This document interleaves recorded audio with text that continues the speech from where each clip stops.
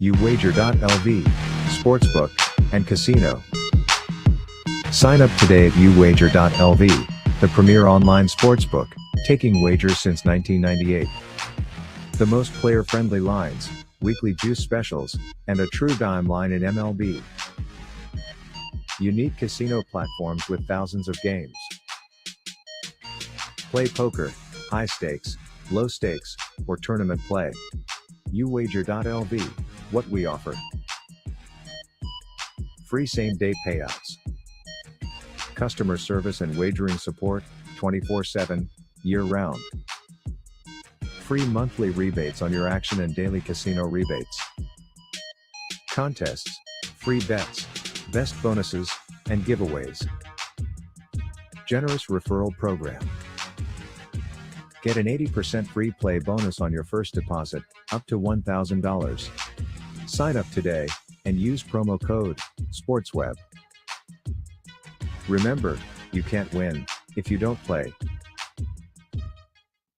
Gentlemen, let's talk about tomorrow's game. We got the playoff implications. The Tennessee Titans are in Jacksonville. And ladies and gentlemen, can you believe that the Jacksonville Jaguars are a 6.5-point favorite in this game? I mean, we understand why. They're playing their fifth-string quarterback who was bagging groceries a couple of weeks ago. Yeah! And the total is 40 points. Andrew. What's he on the Lions practice squad?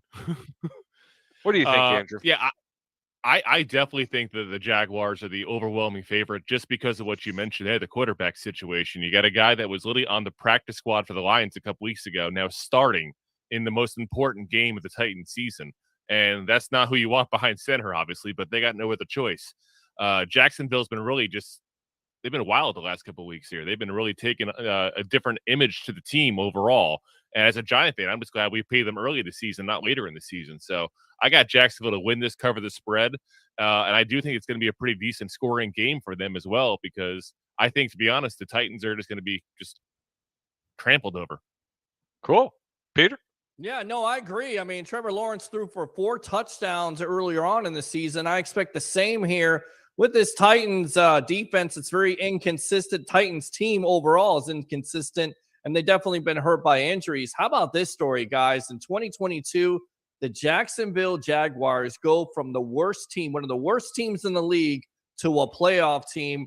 I'm betting Jacksonville. Playoffs! I'm betting on Jacksonville to win outright here over the Tennessee Titans.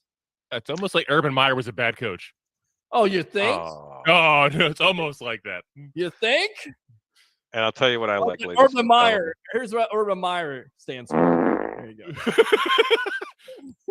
Urban Meyer. No. Lap dance music, maybe. Wait, did you say lap dance music?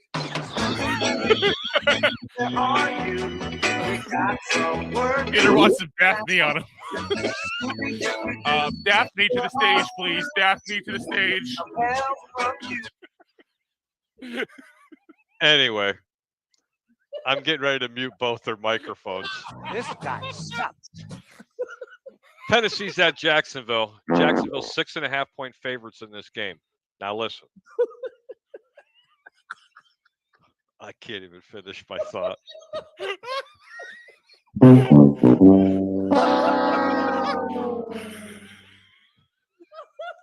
Ladies and gentlemen, we're going to take a 30-second commercial break. I got to go piss myself. Oh, my God. This commercial break is brought to you by Depends. When you have to piss yourself, Depends is the one to go for. I hate you both. But people usually ask, Harry, boxers or briefs? And I always say, depends. Oh. This guy sucks. Anyway, this is what I like. Tennessee's at Jacksonville. It's a 6.5-point favorite. Look, guys, Tennessee's playing.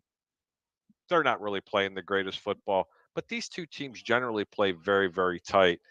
I do like the 40 points in this game. I think there's a good position playing under. I think Jacksonville is this year's Cincinnati Bengals. How about that? Okay, Whoa. Worst to first. Wow. Okay. Do I think they're going to the Super Bowl? Who knows? I think they win the game, but Tennessee covers the 6.5.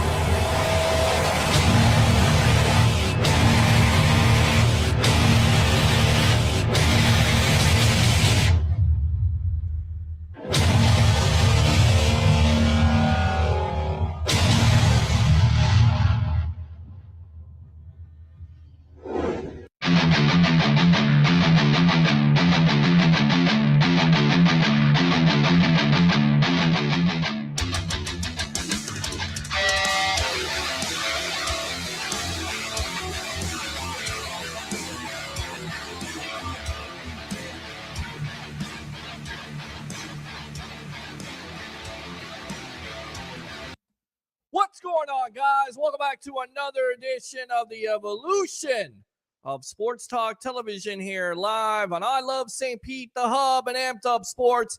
It's the Sports Web. I'm your host, Peter Blake, giving you something to think about. And how do we start off this happy Hump Day edition of the evolution? Bring your passion, bring your excitement. Just don't bring any nonsense. Of course, Bucs versus the Cowboys on Monday Night Football for your wild card weekend. Let's go! Exactly, Tom. Let's go. Let's see what happens. Of course, open phone lines as always tonight. 727-255-0391. It's 727-255-0391. A new number here, if I can get this correct. 727-409-7528. It's 727-409-7528. 7528. So 2 phone lines. You'll be able to get in, talk about your Tampa Bay Buccaneers. What are they going to do against the Dallas Cowboys? How confident are you to have this matchup on Monday Night Football? Of course, our guest tonight here, the Greek professional handicapper extraordinaire of 1252 Chicago Sports, Best of the Bay, Tampa Bay Ray Kennedy along with him. And then about 10:25, the madman himself, former XPW announcer, Mr. Mark Mancini of Mancini Media, XM Sirius Radio, and the bodyguard of the Berg, Mr. Ralph Williams, talking about WWE, all kinds of things to talk about in the National Football League, all kinds of things to talk about in professional wrestling. So let's get it started. Let's go ahead and get this guy on. Here we go.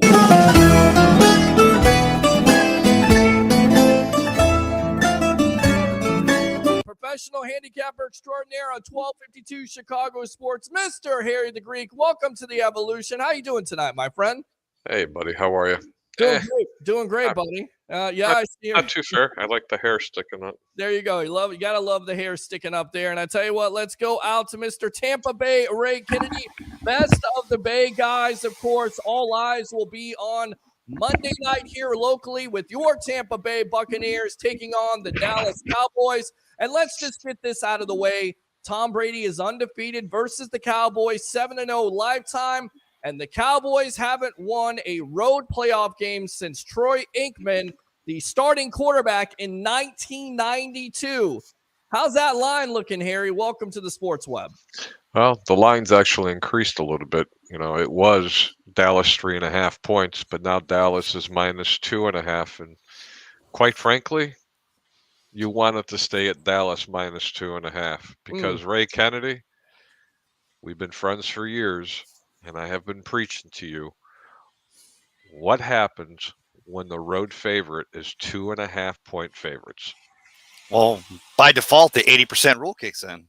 Hey, no, you're selling yourself short, sir. The 88% rule. Yes. And ladies and gentlemen, Peter Blake, what is the 88% rule, or would you like me to explain that to everybody? Well, you know what? I know what the 88% rule is, but if you're new to the evolution, go ahead and explain it here, Mr. Harry, the Greek professional handicapper extraordinaire. If the road team is 2.5-point favorites at game time, 88% of the times the home team not only covers, they win the game. 88% of the time. That's pretty strong, ladies and gentlemen. So there you go. You mean Tom Brady and the Tampa Bay Buccaneers are going to win this game? I got to go out to you, Tampa Bay Ray. You talk about it. You've been watching national media, pundits out there basically saying so many words. What about the Bucs and Cowboys game? Well, first of all, Darren Hamlin, great DeMar Hamlin, I'm sorry, great to hear that the cat's out of the hospital as of today, and that was the news up until like 48 hours ago.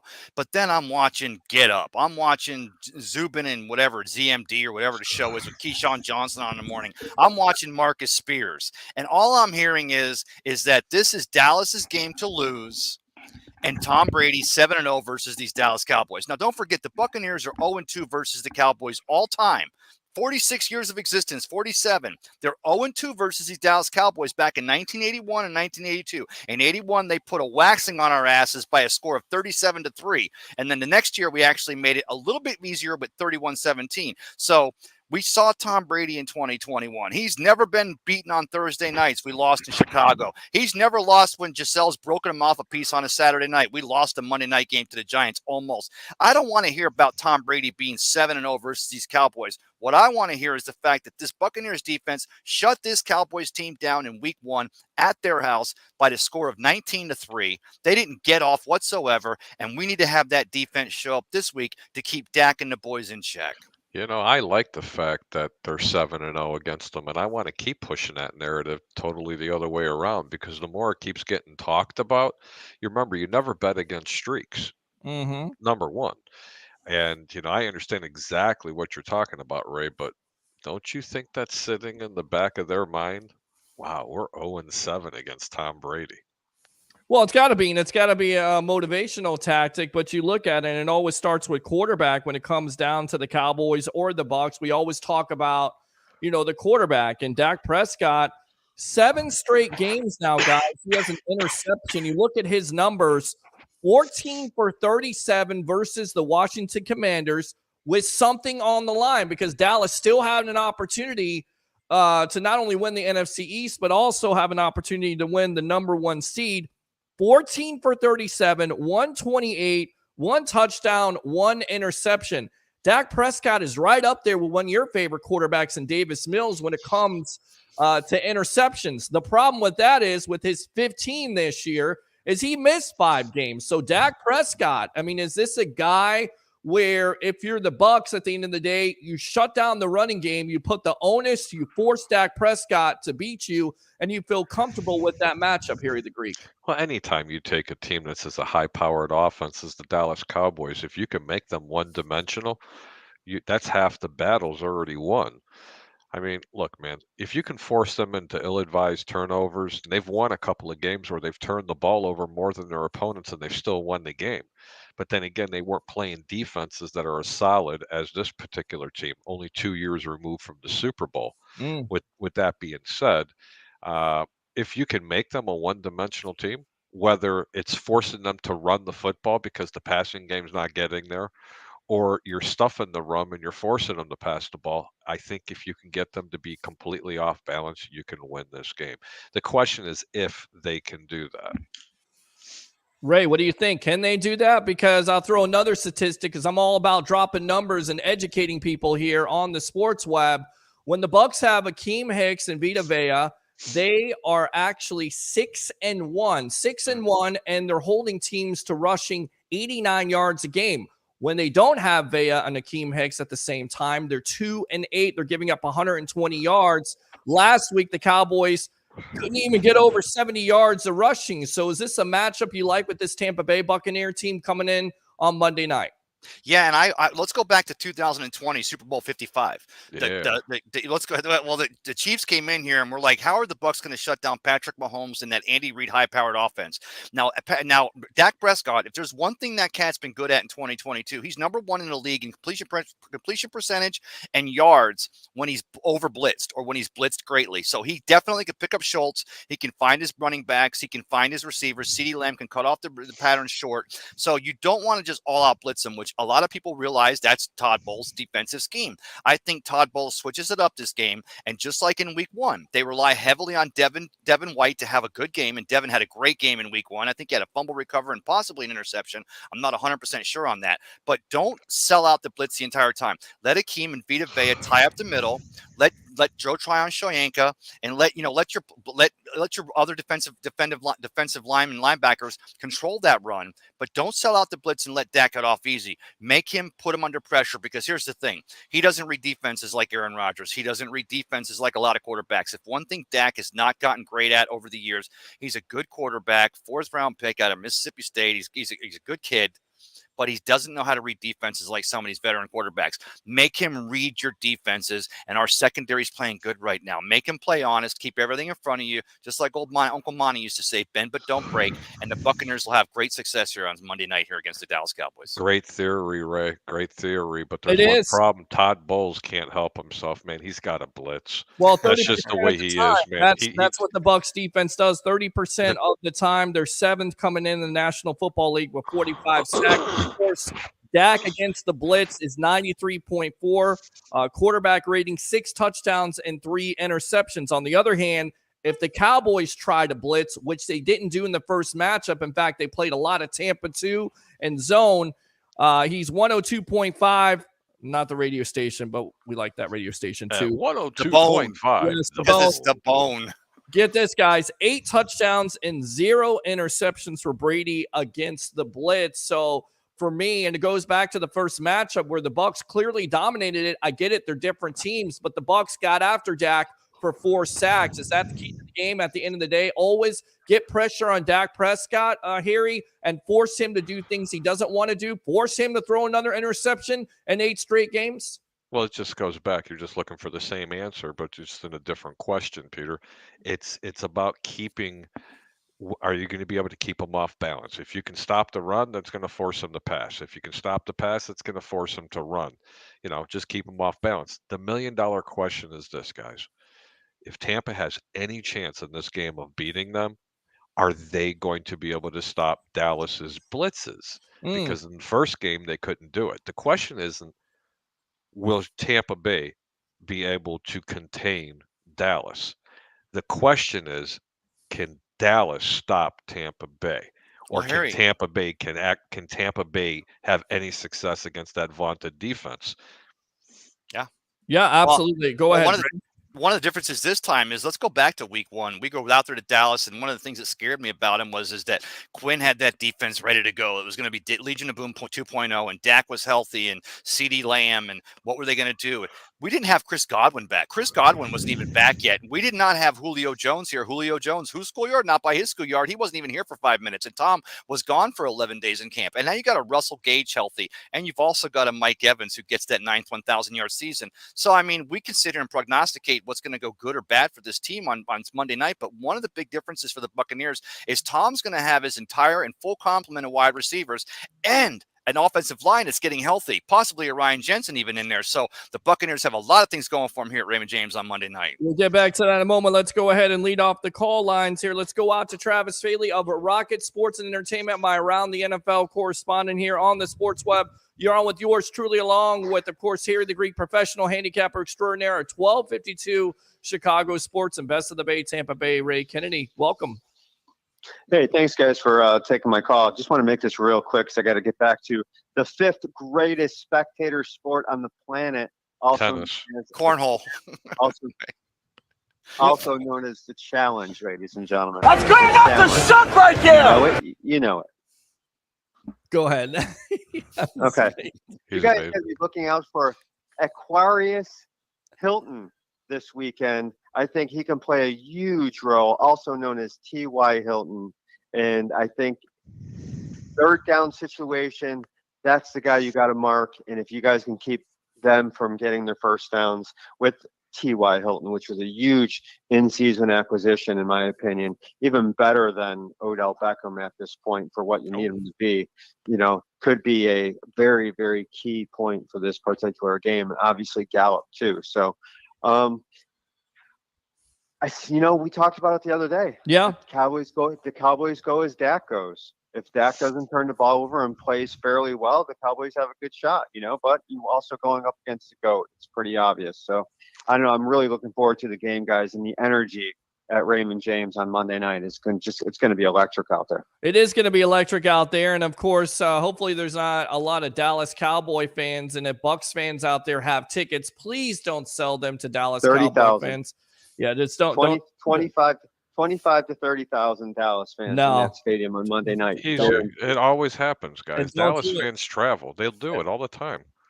Don't do it. Well, they travel, and Buccaneers fans Buccaneers season ticket holders can make up half of their money just by selling. Bingo. You know how it goes. Yes. You know how this game works. We're from Chicago. Harry and I have been doing the ticket game for many years.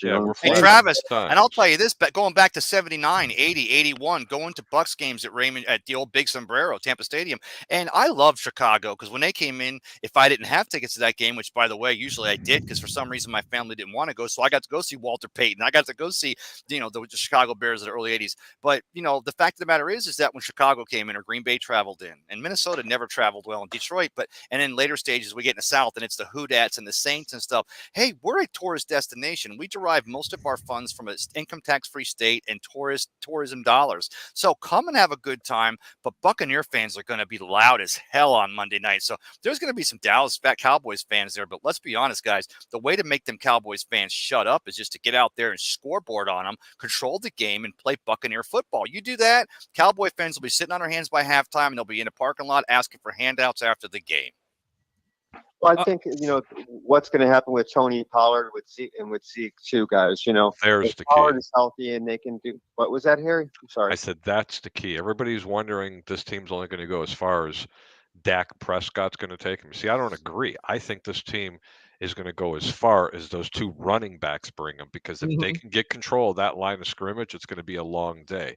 But when you have Akeem Hicks and Vita Vea in the game, it's going to be a little bit difficult to run the game. But if for some reason they get their running game going, that means Tom Brady and his offense isn't going. Hey, Harry, I'm glad you mentioned that because I caught Julie Phillips. Is it Julie Phillips? She does the coaches show there on Monday and Tuesdays from One Buck Place, the Advent Health Training Facility. And she had Carlton Davis on there. And I was surprised to learn. I don't know why. It wasn't like I didn't expect this cat to be anything but he said that on the defensive side, Akeem Hicks has been one of the most outspoken players. He will get in your face. He talks some serious smack. So you're talking about that guy talks more shit than someone does at a rest area on I-4. I'm not kidding you, buddy. That he I really love it. does. I love it because go ahead, Travis. The idea, Pete, with this, I think we got the idea of the sound effect there, Pete. I had to play the sound effect. That's what I do. That's the producer in me. Where I got Harry the Greek, of course, Tampa Bay Ray Kennedy, Best of the Bay, and of course Travis Feely of Rocket Sports and Entertainment. I'm your host, Peter Blake, here on the Sports Web. I mean, you talk about that matchup. It's CeeDee Lamb coming in with over 100 catches, 9 touchdowns versus Carlton Davis. And I got to tell you guys, I feel real good. I mean, Brady talked about this on his Let's Go podcast. We'll get into those comments in a moment. But this is the most healthy this Bucs team has been, especially in that back end. You have Carlton Davis, who's played good football when he's able to stay healthy. Jamel Dean, who's healthy. And then, of course, Sean Murphy-Bunting, who has stepped up lately. Look out. He is playing like Sean Murphy-Bunting in the postseason in 2020. If those guys can play like that, it's going to be a tough night for Dak to throw the ball. So the onus is they're going to have to run the ball. They're going to have to be balanced. And I think that's what Dallas is going to try to do, but they're not going to be successful when you have Akeem Hicks and you have Vita Vea. It's a totally different defense at the end of the day. And everybody... I'll take it. No, I'm telling you. And also, let's be honest, guys. Look at the last couple of games. I mean, we're not playing Rondé Barber, one of the final 15 for the Hall of Fame in 2023. Which, by the way, Rondé's got to get in there. I don't care about Revis Island, whatever. Take your lumps, Cat. Rondé's turn is there. He was the true inspiration besides Warren Sapp up there in the 3 technique. Rondé Barber made that Tampa 2 work. But the fact of the matter is, look at the last couple of games. Sean Murphy-Bunting and Carlton Davis and Antoine Winfield coming back healthy. Our secondary has actually, guys, am I wrong here? I've seen it. Maybe I'm wrong. Tell me if I am. I've started to see our secondary starting to almost like play with their food. They're covering it and they're just going up and slapping it down. They get the interception, fine, let's tip it to each, but they're slapping it down. They're not even playing tight coverage man on man. They're playing playing more of a zone, but they're coming in and they're covering. You got them on the backside, but you're relying on Levante and Devin up front and your outside linebackers and Vita Vea and Akeem Hicks in the middle there. This Buccaneers, that's why I got so mad this week. I've been listening to all the national pundits for the last 3 days talk about how it's Dallas's game to lose. Dallas can lose this game. McCarthy's going to get fired. Jerry Jones goes on 105, whatever, the fan in Dallas, and says, no, we're going to use a body of work to decide. I don't give a shit, Jerry Jones, whether you're going to keep McCarthy beyond this year. I don't think he's deserved it. And he's not going to deserve it after the Buccaneers shut that offense down on Monday night. But the fact of the matter is, it's not Tom Brady 7-0 versus the Cowboys. It's not Dak beating himself. It's this Buccaneers defense like it was in week 1 when we held them to 3 points. And it's going to be the Buccaneers defense again, just like it was in 2020 when we win 55, that is going to do it for this team on Monday night versus these Cowboys. And it's going to have to, Harry, because this Bucs team coming in interception-wise, only 10 interceptions during the year. But we talked about Dak will give you some opportunities. When he gives you those opportunities, Carlton Davis, Sean Murphy Bunting, and, of course, Jamel Dean have to take advantage of it, especially in that back end, right? Yeah, absolutely. Absolutely. Absolutely. All right. Hey, Harry, I want to hit you on a quick thing. If you're looking, I know you guys do the over-under with Harry the Greek, so I just got a quick question. I know Sure. It's not really the format for it, but I got to ask you. You're looking at up and down the line of these higher odd teams. Who, if you had the opportunity, which I know you do, who are you looking at that give you the best odds that might be a big Super Bowl winner? Somebody from the outside looking in, maybe with a higher odds. Go ahead, Harry. You know what? I'm going to leave that for later because I'm going to be honest with you. It's too early to tell. You know, It really is. I don't even know how to answer that one, honestly. Well, I mean, if you're looking at the Buccaneers at, I don't know, what was it, 450 or 540 to 1 or whatever it was. I'm not just throwing odds out there right now because I don't know, but I'll be listening. How about that? I'll join in on the over-under, and we'll talk a little bit more in detail. You can look at it, I can look at it, and we can go Chicago style head-to-head. That's what I'm talking about, Harry the Greek. Hey, and all you guys out there, don't forget the Bears come back to Ray J again. I think this is probably the 4th or the 5th time in the last 8 or 9 years. Travis, we're going to the 4 of us are going to that game. We got to go to that game. We're definitely going to that game. Yes. We're going to plan on going to that game really quick because I know this is not a Chicago Bears show, but it is an NFL show. What do you think about the rumors that are being bandied about with the Bears possibly drafting another quarterback at number 1 and trading a Justin Fields, Travis? Wait a minute. Who started that? I know you did, Harry. Let me ask Travis, and then I'll come on to you. Travis, Justin Fields, trade bait, or just once again, much to do about nothing, a smokescreen to get teams up there to trade for that number 1 pick? Complete smokescreen, and I'll tell you why, and I'll make it. Go ahead. No, go ahead. And I'll make it quick because you still have Fields under his initial rookie contract. So you give him the team to work with next year. You know, you make the moves in this offseason, and you see if he gets better and progresses in year 3.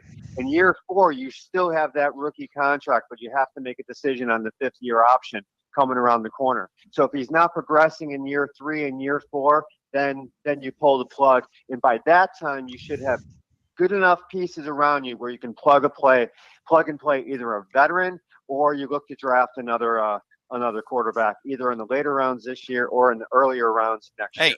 And I'll give you guys Manning, right? Well, I'll give you guys Manning in 3 years. I'll give you one. If Lamar Alexander is your quarterback, like he is with the Baltimore Ravens with the injury. Lamar Jackson. I always do that. If Lamar Jackson's your quarterback and the Bears have the number 1 overall pick and they profess out there that we're looking at options, then I think it's a lot more of a possibility that maybe they're looking at bringing another quarterback in. Maybe they're not going to give that big contract to Lamar. But the fact of the matter is, the way they're set up, the way these Bears are set up, no, they're going to think defense. That's the way they're going to roll with this pick right there. It's a smokescreen all the way. Listen, it's not even a smokescreen. Let me explain to you something. He is not the quarterback that fits the system that Poles wants to put in Chicago. Let me be very clear about it. Neither is David Montgomery. It doesn't mean that they're going to go out and go get a quarterback. Now, Chicago, whether this was a good move or not, had a press conference yesterday. Mm-hmm. It didn't do a very good job disguising the fact that said, we have no interest on trading Justin Fields No, he said trading Justin Fields. I don't think he said anything about draft. No, he did. That they had no intentions on drafting a quarterback. Okay? Now, I'm like, well, that's a pretty stupid move. Well, Right. it's really not that stupid of a move because there's so many teams out there right now that want that number 1 pick. Indianapolis, they showed their cards. Anybody see what they said? Anybody? I'm going to go ahead and repeat it. Jeff Saturday's quarterback? I would give up the house if the quarterback that we want is sitting number 1 and he's as good as what we think. Well, there you go. That's the Indianapolis Colts. And again, I think everybody's going to play poker at the end of the day. Who knows what the Colts are going to do? Who knows what the Bears are going to do? I believe they're going to keep Justin Fields. I think they're going to keep him. I just tried to stir a little poop. Oh, yeah. No. Absolutely. Of course. That's what you do Foles here. also said that he wouldn't draft a quarterback unless he was completely blown away. Right. So that's also setting the precedent up to hopefully go with the Colts. And I like, they might be able to get DeForest Buckner out of the situation. Sure. I don't think they'd be able to get Nelson, but it'd be great if they did. Well, But- DeForest Buckner is available this year, if I'm not mistaken. They can get him from them without having to give up a draft pick. With that $145 million in cap space they've got to work with. I mean, the Bears are sitting in it, and you got Aaron Rodgers going out of Green Bay. You've got Detroit looking gritty. Minnesota's going to crap out against the Giants this weekend. I mean, you got the Bears sitting in the Bears are in the cat's bird seat, if you will, this upcoming season. Hey, I just love it. They're getting the first pick in the NFL draft, and I want everybody to remember this. I believe they've had 8 one-score losses. Mm-hmm. Just think about that. Yeah. 8 one-score losses. How many Absolutely. times when we're sitting here watching the games in the living room here, guys, and they're in the game all the way to the 4th quarter, and I'm like, they lose. It's just there was a lot of games they should have won. They should have beat the Giants. They should have beat the Vikings in game 1. I could go on and on and on and on. But hindsight's 2020. This is going to work out perfectly well. But if there's an organization out there that can F this up, it could be the Bears. They may just stay at number 1 and say, we're just going to take our defensive guy from Georgia. We're just not going to move from number 1. We want to make sure. What are you talking about, man? They can't even screw this up. But if they play their cards right, this could be the difference of this team being very dominant for the next 5 to 10 years. Sure. Because of trading back. Because I'll tell you right now, I'd like to see them trade with Seattle. They've got a lot of picks. And Yes, then they do. what you do with it is you trade back 2 spots. Okay. You still get your defensive lineman that you wanted. Now you trade the 21st pick because that's what they're going to get or something like that. I think it's maybe another top 15 pick. You trade that out to a Larry Fitzgerald. No, is it Fitzgerald? No.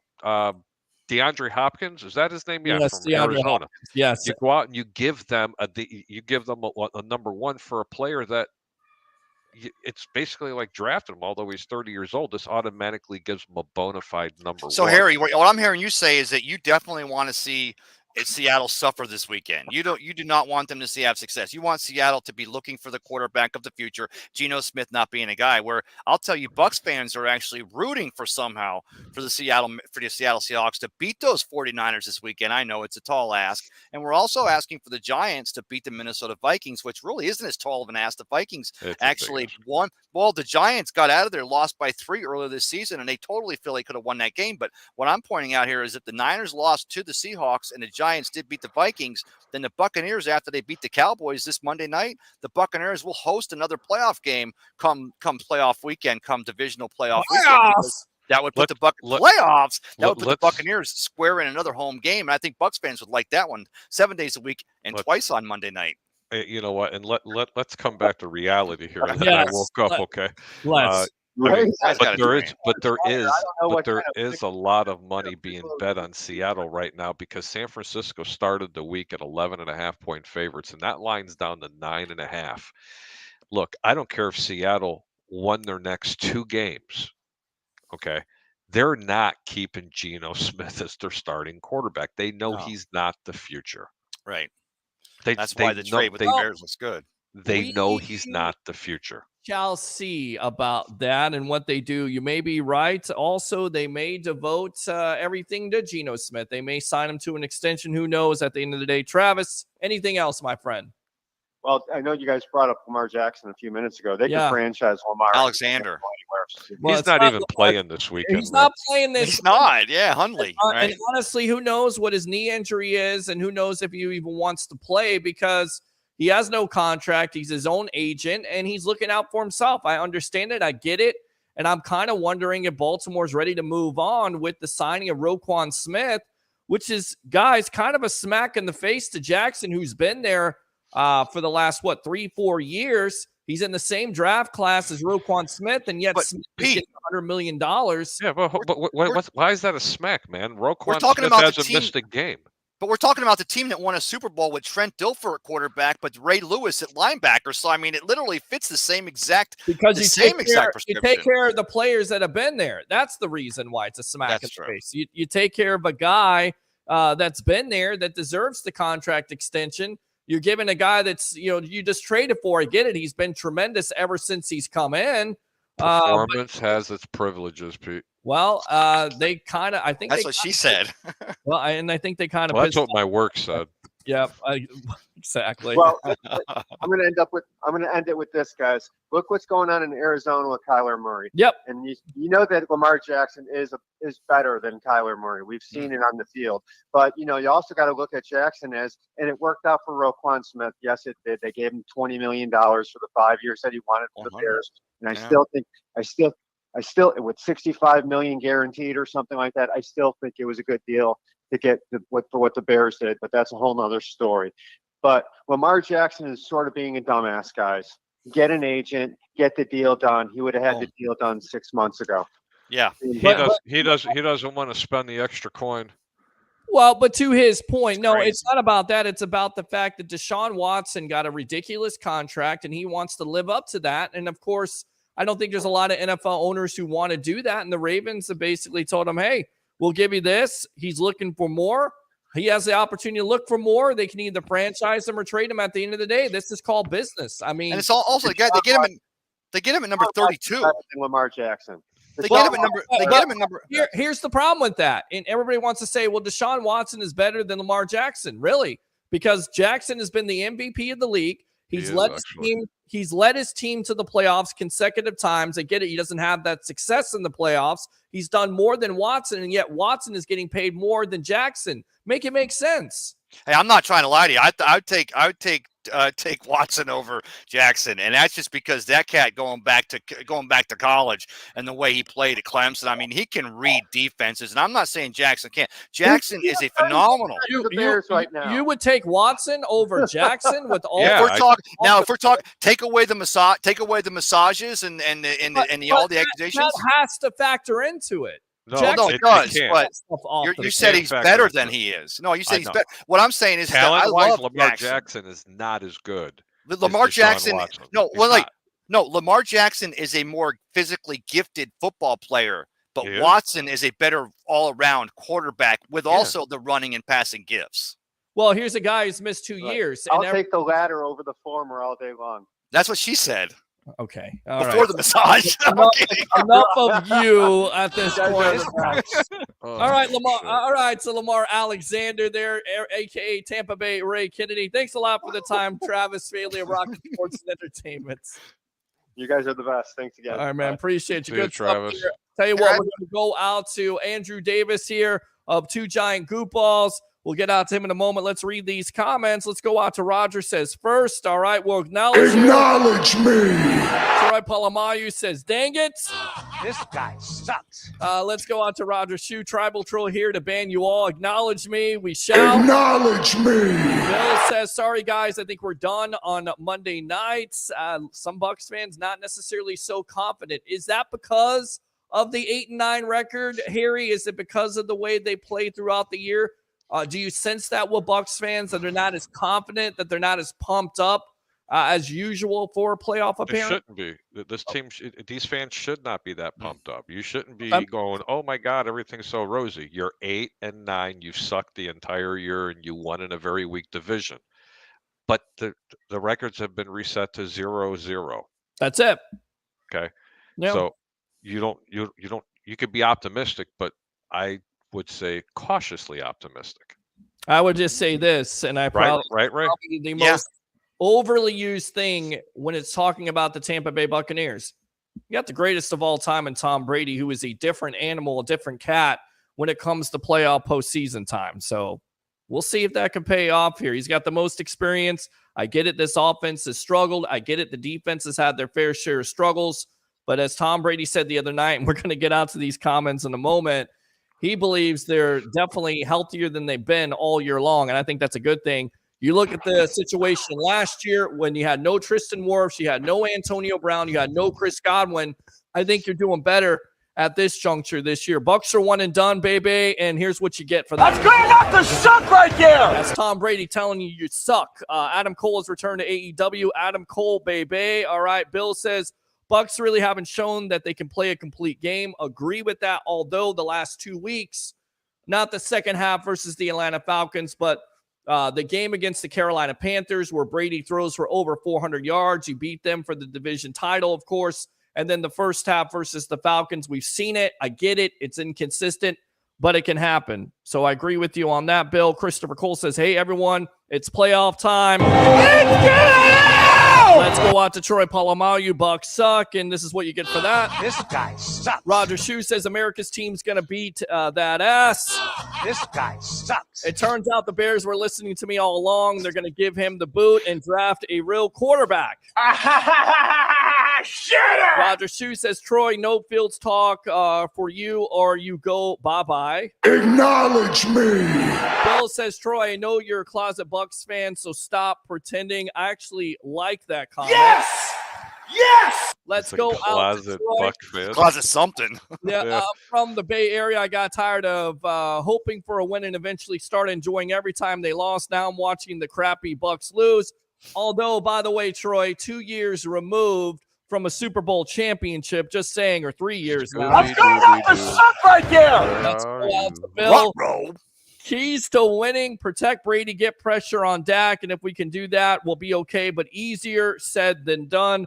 Good comment there. How about them Bucks, baby? Let's go out to Troy. Dak is only good at making bed commercials. That's actually a really good comment. Flawless I like victory. that. Lately he has been. He's been sleeping at the will. Bucks getting blown out Monday night. This is what you get. This guy sucks. Bill says, Troy, a true fan sticks to their team, win or lose. Oh, yeah. All right, let's go out to Andrew Davis, who we're going to get on in a moment. Dallas fans don't have to travel. 50-year-old front runners everywhere. Love that. How about them Bucks, baby? Andrew, again, Dallas fans never shut up. That's the problem. How about them Bucks, baby? Let's go out to Bill again. Thank you for the content, guys. Much appreciated. Absolutely. Let's go out to Andrew. Scooby-Doo. Scooby-Doo. Where are you? All right, enough of that. So let's go out to Amped Up Sports, the Legions. That was me, sorry. Absolutely. I knew that was you. Javon says, I'm praying Jensen plays Monday. Haven't heard anything yet. Hopefully you hear something in the next couple days here. That's going to be a big time thing. If it comes out, Hester goes in before Rondé. Hester, Bears legend, GOAT.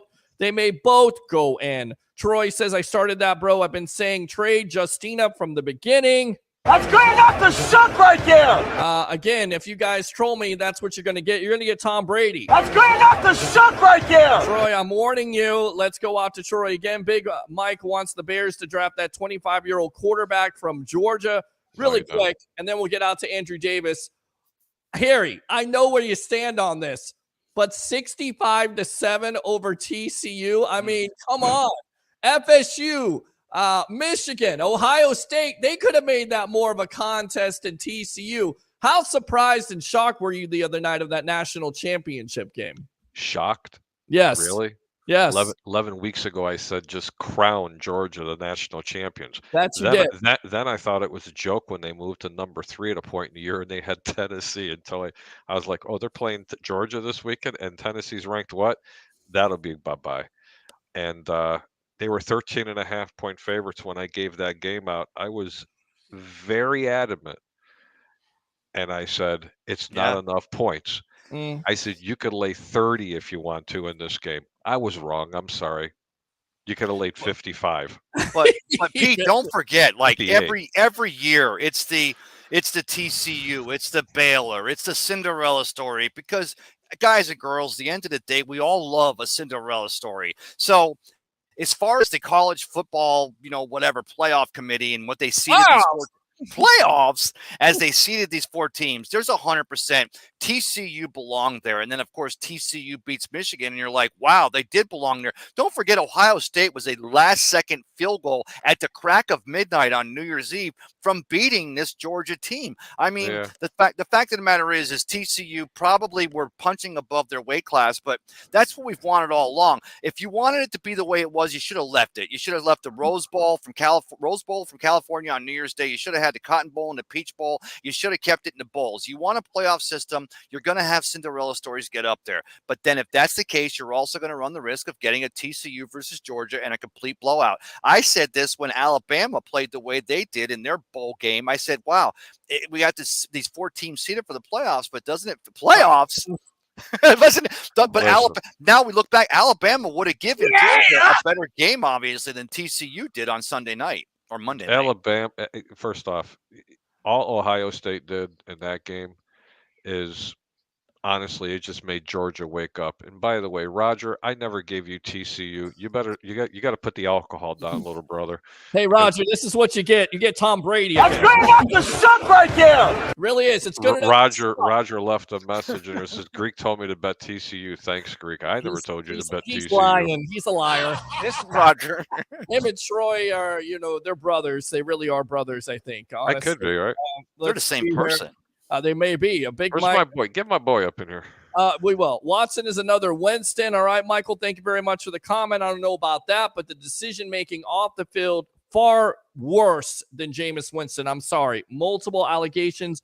We've been down that rabbit hole. We're not going to go there again. I'm telling you right now, I would rather sign Lamar Jackson than Deshaun Watson. Sorry. If we're talking about the type of character, Lamar Jackson's done everything, and they get him at number 32. The Ravens has to play a big time. If you're going to give, and I'm not all about this because you go with the Brady blueprint, right? You sign him to a less contract so you're able to sign the other guys here and compete for championships. When you do that, I'll tell you what, we'll save that thought. Let's go out to the tribal troll here, Roger. Welcome to the Evolution. You're on with yours truly, along with Harry, the Greek professional handicapper extraordinaire. And, of course, best of the Bay, Tampa Bay Ray Kennedy. What do you have to say?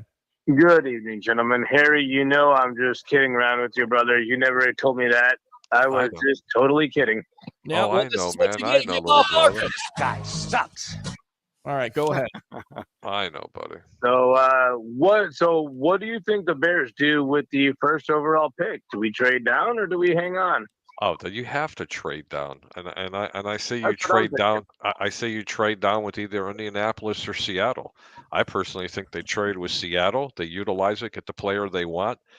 Then they trade their next pick in the first round that they get and go get a nice wide receiver to complement, Darnell Mooney and oh Lord, my brain's not working. A kid from Pittsburgh. Chase Claypool, who you traded basically a first-round pick for number 1 second-round pick. But hopefully it'll work out for him. I think it's going to work out. I think it's a good trade at the end of the day. I think you have to explore all the options. Of course, Ryan Poles is not going to come out and say, we're Chase not Claypool would be a good number 2 for the team. I think he's a number 2. You go out and get possibly a DeAndre Hopkins, who's out there, 31 years old, who missed 6 games off the field again. But once in a blue moon, can he stay healthy? He could be. Or they go get T. Higgins. That's the other one. Right. You use that first round pick for a younger receiver instead of a DeAndre Hopkins, and you go out and get yourself a T. Higgins. But don't forget, Eberflus, coach of the Bears, he's going to put all the draft picks on the defensive side of the ball. The offense is going to come along, but guys, they're learning with the Buccaneers on Monday night versus the Dallas Cowboys, and the Vikings are learning the hard way. Defenses win championships. It's been that way. Right. But I'm saying I love Eberflus. I loved him hire here. I told you when the Bears hired him as a coach, they pulled him over there. I'm like, this guy's going to do a good job for these Chicago Bears. And even going back, I just liked what he's doing. The Bears could trade their number 1 next year and just get like 5 players off of the Georgia defense this 2023 draft, and they probably would build a championship. No, I'm talking about the second pick that they're going to get. If they trade with Seattle, they got the 2 picks in the first round. Just for that one, plus they pick up next year. So you use your first round pick that they're going to get, they trade back for, and they get their defensive player from Georgia, in my opinion. Jalen Carter. Correct. Then you go after a T. Higgins and you give them that first round pick that you've already had. Then after that, then you start drafting your defense because they have so much money, they're going to be able to address it. But Harry, I think you spend some of that $125 million in cap space on bringing in a number 2 from another team that can be a number 1, or a number 1 from another team to be a number 2 in the wide receiver position. But put a little more beef on an offensive line, get a solid tight end, and then let Justin Fields go have a play date. We saw what the Eagles did this year with Jalen Hurts and getting him some tools. I think the Bears are in prime position. I mean, from a NFC fan standpoint, the Buccaneers are my first love, but from the NFC North, I'm going to be a big Bears fan in 2023 because they've got a lot of cards to play with. It's going to be fun to watch them. It's because I work on your car too. Well, you also work on a car. He's our buddy, and we watch him. We watch this team, and we see a good young quarterback that can get better. And I kind of compare him to Jalen Hurts, right? Same type of statistics, touchdown to interception ratio. What was the difference with Jalen Hurts this year, stepping into that conversation of being an NFL MVP? Learning to throw from the pocket. That's exactly what. Well, he had an offensive line. I mean, that's the thing, right? It's not that, though. It's the pocket awareness. It's also not always taking off. It's about staying in the pocket and making those plays. That's what Jalen Hurts has done differently from last year, 16 to 9 touchdowns. That was the touchdown to interception ratio. And you look at the numbers with Justin Fields, the same can be done this upcoming year here. What else, Roger? All right, Peter. I'm looking at the chat.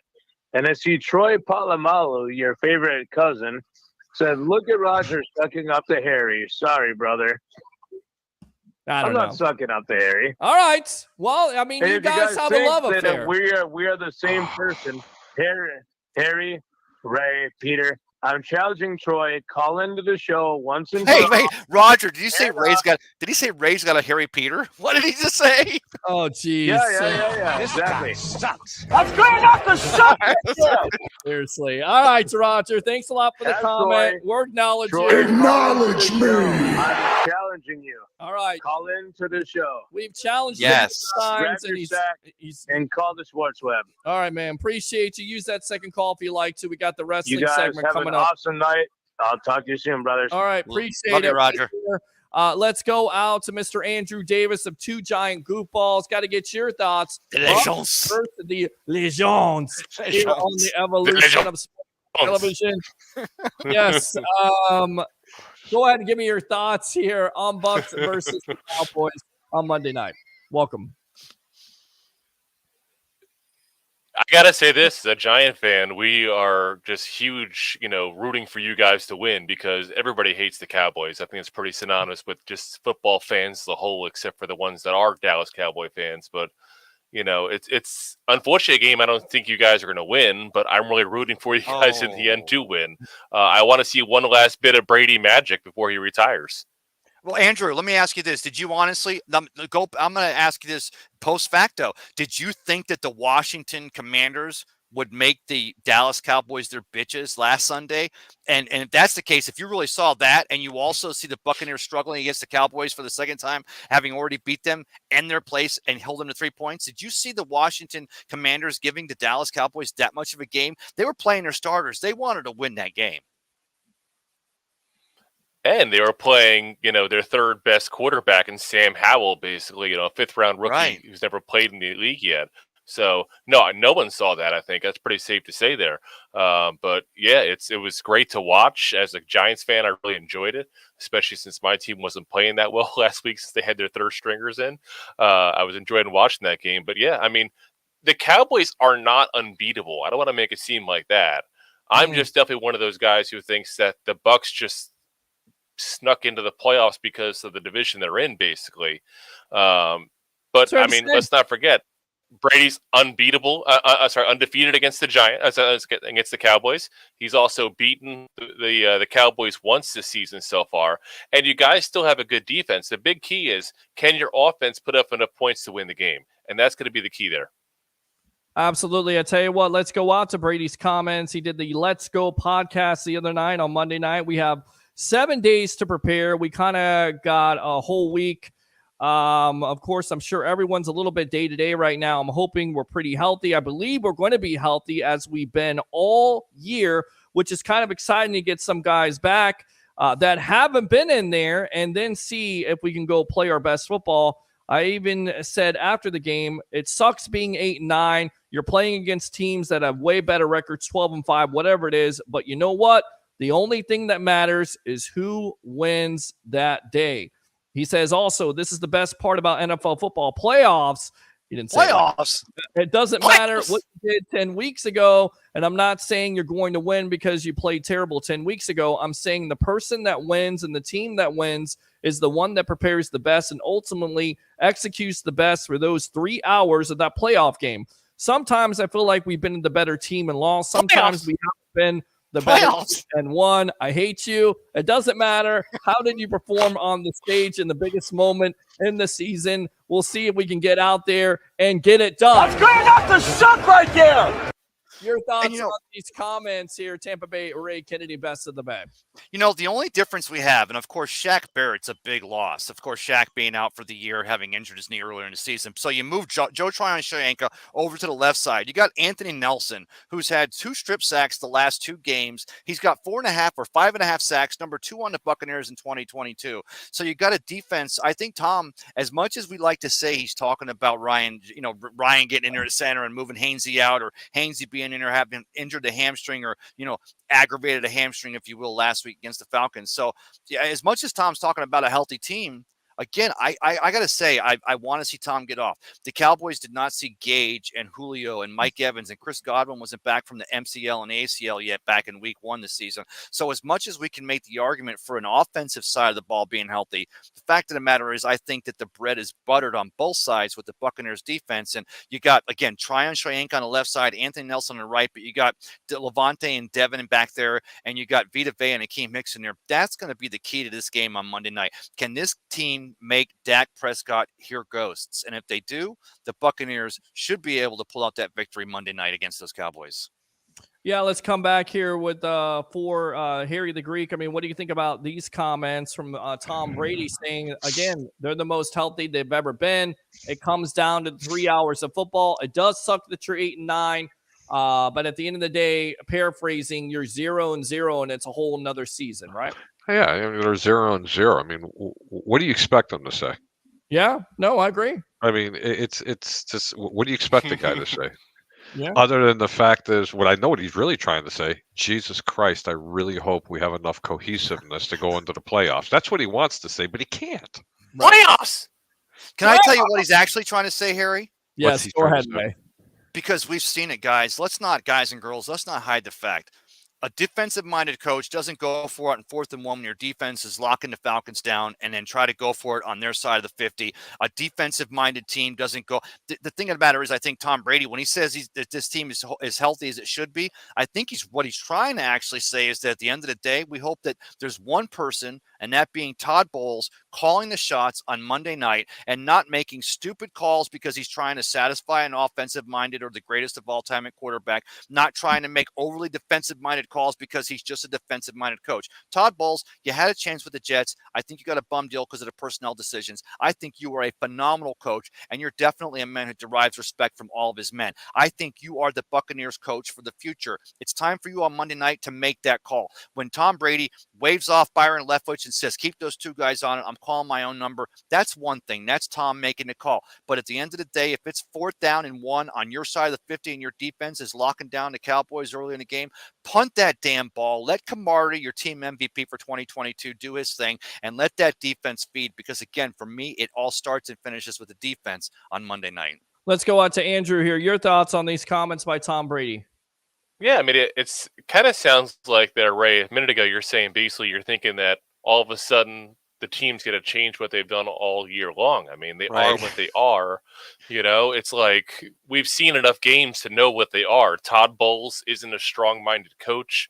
Tom Brady is a very strong-minded individual, and they're going to keep on doing what they've been doing. Tom Brady's going to do whatever the heck he wants, and you just got to hope it works out for you. And let's be honest, he's got the resume that it usually does work out for him overall.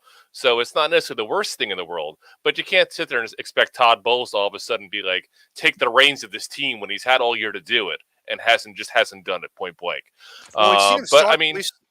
We've seen him start to take those steps when Todd Bowles against those Saints, when that was 4th down, and Tom Brady tried to wave off the punt team, and Todd Bowles says, no, hell no, we're going to punt this ball. We punt the ball, we get the ball back, we win it on a field goal last second. So, and Tom Brady, what was the first thing he said after that game? He said, we won this game because Coach Bowles made the right decision. I think it's a battle that Todd Bowles had to fight. I think Bruce Arians wanted this succession. I think Bruce Arians realized that Todd Bowles deserved this chance, but at the same time, he handed him a stacked deck because he gave him a heavy-headed Byron Leftwich and the greatest of all time at quarterback. And when you're a defensive-minded coach, and I'm sure somehow, somewhere in Jason Lights Up, Harry, quit breathing, you son of a bitch. I'm sure someone. Breathe, Harry, breathe. We want you to breathe. Like he's having an orgasm.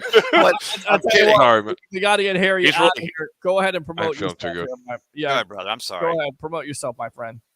Thanks for letting me come on, guys.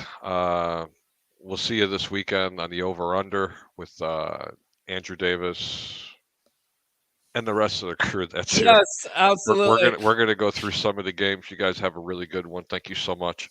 All right, there you go. Here, the Greek professional Good night. handicapper extraordinaire at 1252 Chicago Sports, dealing with it right now. He's doing a good job of hanging with us, giving us some hour of his time. We got Tampa Bay Ray Kennedy, best of the Bay, and of course, one of the giant goofballs of the 2 Giant Goofballs podcast, Mr. Andrew Davis here on the evolution of sports talk television. It's the Sports Web. I'm your host, Peter Blake, giving you something to think about. We'll get back to what we're talking about in a moment, but I want to read some of these comments here. SEC baby, Roger again. Greek told me when you read that comment, that was funny still. Look at Roger, of course. In Greece, we say, Weepa. Whatever draft is far away. Playoffs are here. Bucs take the 1-star rated team and close one. Playoffs. Have a great night, guys. Thanks for the content again. Thank you. How about them Bucs, baby? Mr. Michael Holt, not even drug dealers want to be up this late in the streets. I got to give it to Ray. Where are you at, Ray, right now? I'm over here in front of the Maple Street Biscuit Company. I'm real good friends with the owners here. I've done Cup of Ray out here, and they feed me. But yeah, over at the Seminole City Center. They do. You're trying to get food from them right now. That's what you're trying to do when they're not even there. You're trying to get home. Well, homeless Harry, it's behind a dumpster over here, so I'm hoping after the show tonight I get lucky. Bring up the suck right there. Whoa. All right, let's see here. Let's go out to Troy. All right, Roger again. Ray is brave. Troy, he's probably packing a pistol. I'm packing a pistol, baby. Late. Oh my God, this guy sucks. That's why those tiny guns you hide in a bra. Hey, Andrew, let me ask you this though. As I transition, the Giants at Minnesota this week. I love the transition. I got nothing. But all this week, every show. I mean, Jay, Will, and Zebon, Get Up. All these shows are starting off with how the Dallas Cowboys can beat themselves, but they're not giving any credit to the Buccaneers being able to possibly beat these Cowboys. But I'll be honest with you, the Minnesota and against the Giants, this is another one of those games this weekend that really intrigues me from a football type of a game. And I think the Giants, Dayball and the Giants might have something for these Vikings to be able to shut that offense down. Yeah, no, 100%. You know, you guys have worked with us enough to know that me and Rob both aren't homers on our show, and I'm pretty obviously honest as far as where I think they're going to win or not. And I think that Giants actually going to win this week. I think the big thing people aren't looking at is the fact that the last time the Vikings played the Giants, not to mention the fact that it was a 61-yard field goal to win the game for them, half the Giants secondary was out. And on top of that, they had couple of turnovers, which is very unlike the Giants. We talked about in the past how Daniel Jones had a decent amount of turnovers. Later, you're gonna, but in the end, Daniel Jones had a interception. He had a fumble that luckily was recovered by us. We also had a fumble by Daniel Bellinger, the rookie tight end. That stuff is not normal for us. And they also dropped like 3 interceptions on top of that Kirk Cousins could have easily given up the ball a few times. Those mistakes don't happen over like that. Again, if that game is played probably 10 times, we win that 9 out of 10 times. So I'm looking forward to the game. I think we're actually going to win. I think we'll get blown out probably the game after that. But it's going to be nice to at least get one win in what was supposed to be a rebuilding year for us. Now, Ray, I know you got to run here. You're out there. Your battery's about to die. Go ahead and promote yourself here on the Evolution. Brother, just no. I mean, thanks. It's good talking to y'all tonight. Thanks for having me. It's Wednesday night. We still have a few days to go this weekend. Look for me here in the sports web and on Amped Up Sports. I'm going to be coming to you live a couple of times because I'm just like you guys and girls. I just have all kinds of bent up animosity, and I want to talk about things. I have not liked the way the national media has made this all about will McCarthy get fired? Will Jerry Jones stay with them? Is Dak the guy? Can Micah Parsons get off? And I mean, really, it comes down to what happens on Monday night there at Raymond James Stadium. But I mean, they're going to paint it the way they do. And as Bucs fans, I just want to go ahead and remind us, don't be too bothered by it, maybe as I have, because really from 2020 and 2021, we owned the press cycle. It was all about the Buccaneers and Tom Brady and everything. So they're going to have to spread the love, but I just don't like the fact that they say that Dallas will have to beat themselves. I think that the Buccaneers will win this game, and I think it'll be because it's a playoffs. Wow. I think so check it out all weekend here in the sports web. I'm going to bring it to you live. I'm going to be all live all over the place. And on Sunday or Monday, I'm looking to be live out from there in Raymond James Stadium. So we're just wanting to bring it to you. So keep it here on the sports web, like the page, follow us, and we'll keep you guys real. Thanks for having me tonight, Peter and Andrew. It's great to see you, brother. There you go. Tampa Bay Ray Kennedy. The Legion. All right, man. Thanks a lot for the time. Let's come back to this goop ball right here. Mr. Andrew Davis of Two Giant Goop Balls. And got to have you on this show because you're a Giants fan. And what better way than to ask somebody who's seen the Cowboys a couple of times here, kind of break down this game a little bit. Let's go back to Brady's comments and talking about Ryan Jensen coming back. He's been working pretty hard. I don't know the status on Monday. I think we'll know more by the end of the week. I'm proud of him and what he's overcome. It would be a big boost. There's no doubt about it, but I don't, again, know what his status in particular is. It's difficult to balance what's best for the Bucs, and when it comes to Jensen's return, he's one of the best offensive linemen, of course, for this team, but he hasn't seen any action all year long. So if he does come back, how effective, Andrew, do you think he will be versus a pretty good Cowboy defense that coming in has 54 sacks? Yeah, and that's one of those things that we're not going to know until we see him. I think you'll know pretty early on how healthy he really is if he does play. I would say zero in on him those first couple of pass attempts there and see how he handles the pass rush, because obviously the Cowboys have a pretty good pass rush there. But not seeing him in any games yet, it's hard to go into this with any kind of idea whatsoever. Could it be that the Bucs were holding him out to make sure he's fully healthy for the playoffs, thinking they're going to go into the playoffs there? Playoffs! But could it also be that he's just had trouble getting to that point and they are possibly rushing him back because it's the playoffs? So, again, we're going to have to see how that goes in the very beginning. I'll say this. If the camera puts, a view of him pre-game, I'd love to see how he is, kind of if he does any sprints or stretching, and see how he feels at that point, too, No, I agree with you on that. But it will be a big boost because I definitely think he brings an attitude, a physicality about himself. He definitely will help that running game. But once again, you wonder how effective he's going to be. Is he going to be in football shape? At the end of the day, nothing has been announced. I'm thinking here in the next couple of days, maybe tomorrow, maybe Friday, we'll get more of a prognosis, if you will, on what his status is on Monday night against the Cowboys at Raymond James Stadium. With that being said, you look at this matchup. What concerns you about Bucs versus Cowboys on Monday night?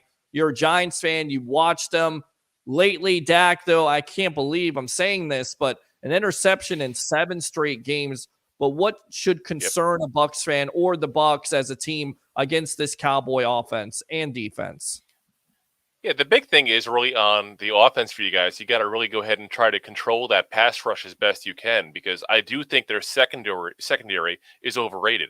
I think the big part of it is they're getting helped by the fact they have a great pass rush. So if you can go ahead and at least control that rush to a certain degree, that's going to go a big way towards exposing some of those deficiencies that I do think they have in the secondary. A key part of that is the fact that Tom Brady has been excellent at throwing the ball very quickly. He's not a guy who's sitting back in the pocket for 5-6 seconds just waiting for somebody to open up. In 2.5 seconds, that ball's out of his hands. So it's really hard to get to a quarterback when he throws that quickly. You're absolutely right, and it's the onus is going to be on that offensive line, as always. You can't have that pressure in Brady's face, and also you got to watch Micah Parsons possibly having Donovan Smith being healthy, coming back. We'll see if they chip a tight end or a running back at the end of the day, because in that first matchup, he was tough, especially in that red zone. He can cause havoc. I mean, what else on that defensive line should scare Bucs fans?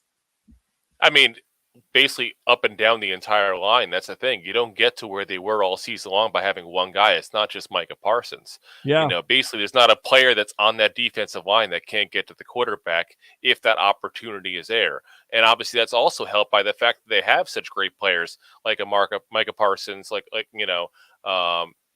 go ahead and take that double team to open up other guys. So again, you got to really watch out for basically everybody out there. And you can't just focus on one guy because of that. So, yeah, 4 players with 6 sacks. It's amazing, coming in with 54 in itself. You talk about that matchup with Mike Evans and Trayvon Diggs. Talk about him and what they should do. You know, I kind of look at tape and look at Evans, and I think, you know, with Diggs, he takes a lot of chances. He's trying to get those big plays. He's been able to do that in his career, but he's also been able to be burned on some of those. Can you see possibly Evans having a big game with the double move here with Brady and Evans and their chemistry working out here? as long as the ball is on point from Brady, yes, I can definitely see a big play, big game overall for Mike Evans. You know, you mentioned as far as how Diggs is, as far as going for the interceptions, he's very aggressive, which has worked out very well for him sometimes. It's definitely worked out very well for the amount of attention he gets nationally as a corner.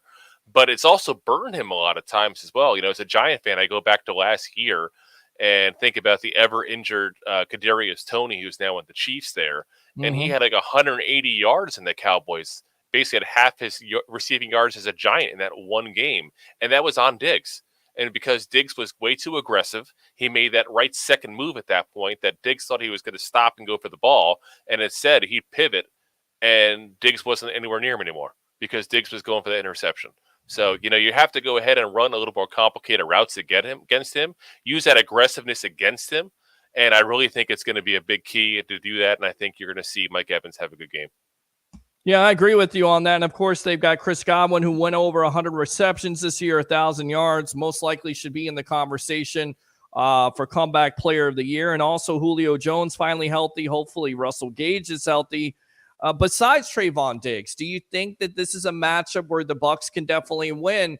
Let's just say you have Diggs on Mike Evans and you assume that Diggs is going to be able, or they're going to bracket coverage towards Evans. In that matchup, who do you think breaks out? Is it a Godwin? Is it a Julio Jones? We saw him make a big play versus the Cowboys in the first matchup. Is it a Russell Gage? Or is it the tight end and a Cade Otton?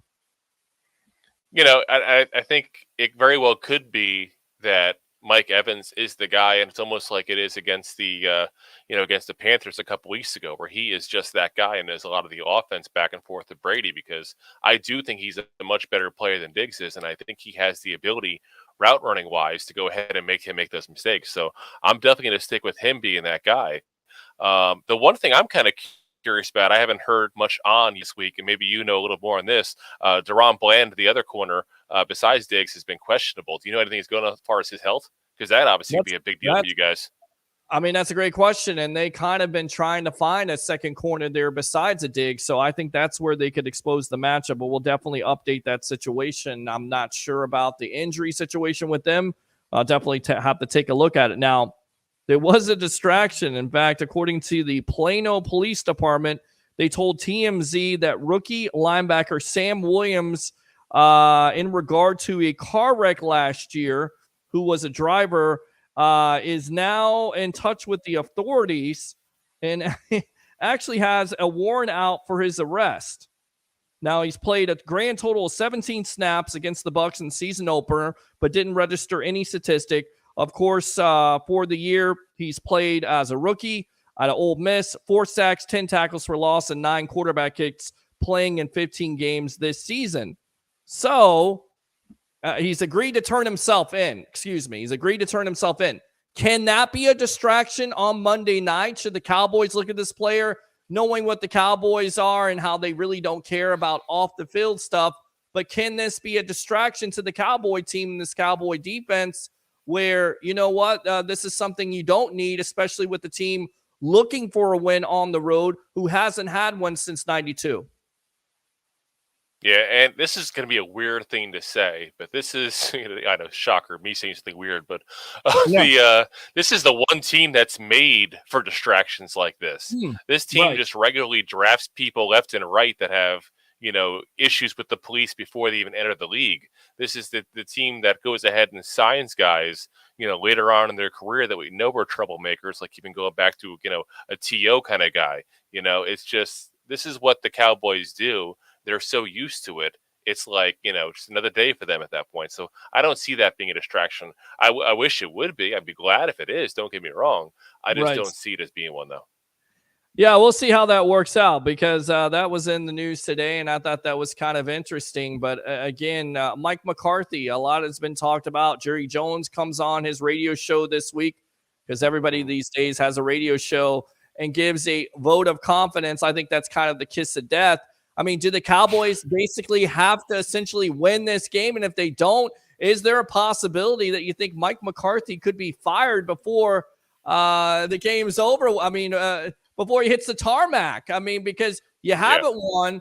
You've had all these resources devoted to this team, and Sean Payton is out there. Do you think it's a real possibility that if the Bucs do upset the Cowboys on Monday night, that McCarthy could be shown the door? I think it's a very high likely, like you said, it is the kiss of death saying that. The other person who I think is going to be in trouble, depending on how the offense plays, regardless of what happens in the game, is going to be Kellen Moore, who a lot of Cowboy fans are actually blaming him for what's going on with Dak Prescott right now. But last time I checked, is Dak Prescott throwing his interceptions, not Kellen Moore. So, you don't go so far with that. The other dark horse candidate, if McCarthy does go, is, there's one guy on that staff that's talked about quite often as a head coach possibility, and that's Dan Quinn.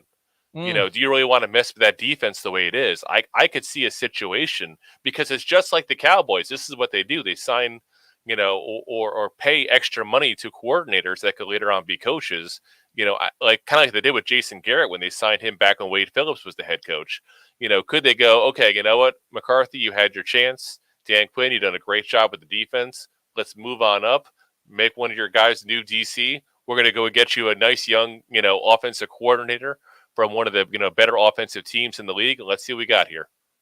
Yeah, and Dan Quinn, of course, is interviewing with the Denver Broncos for their coaching job that's opened up. Also, Sean Payton has been given permission there. It seems like there could be some mutual interest, of course.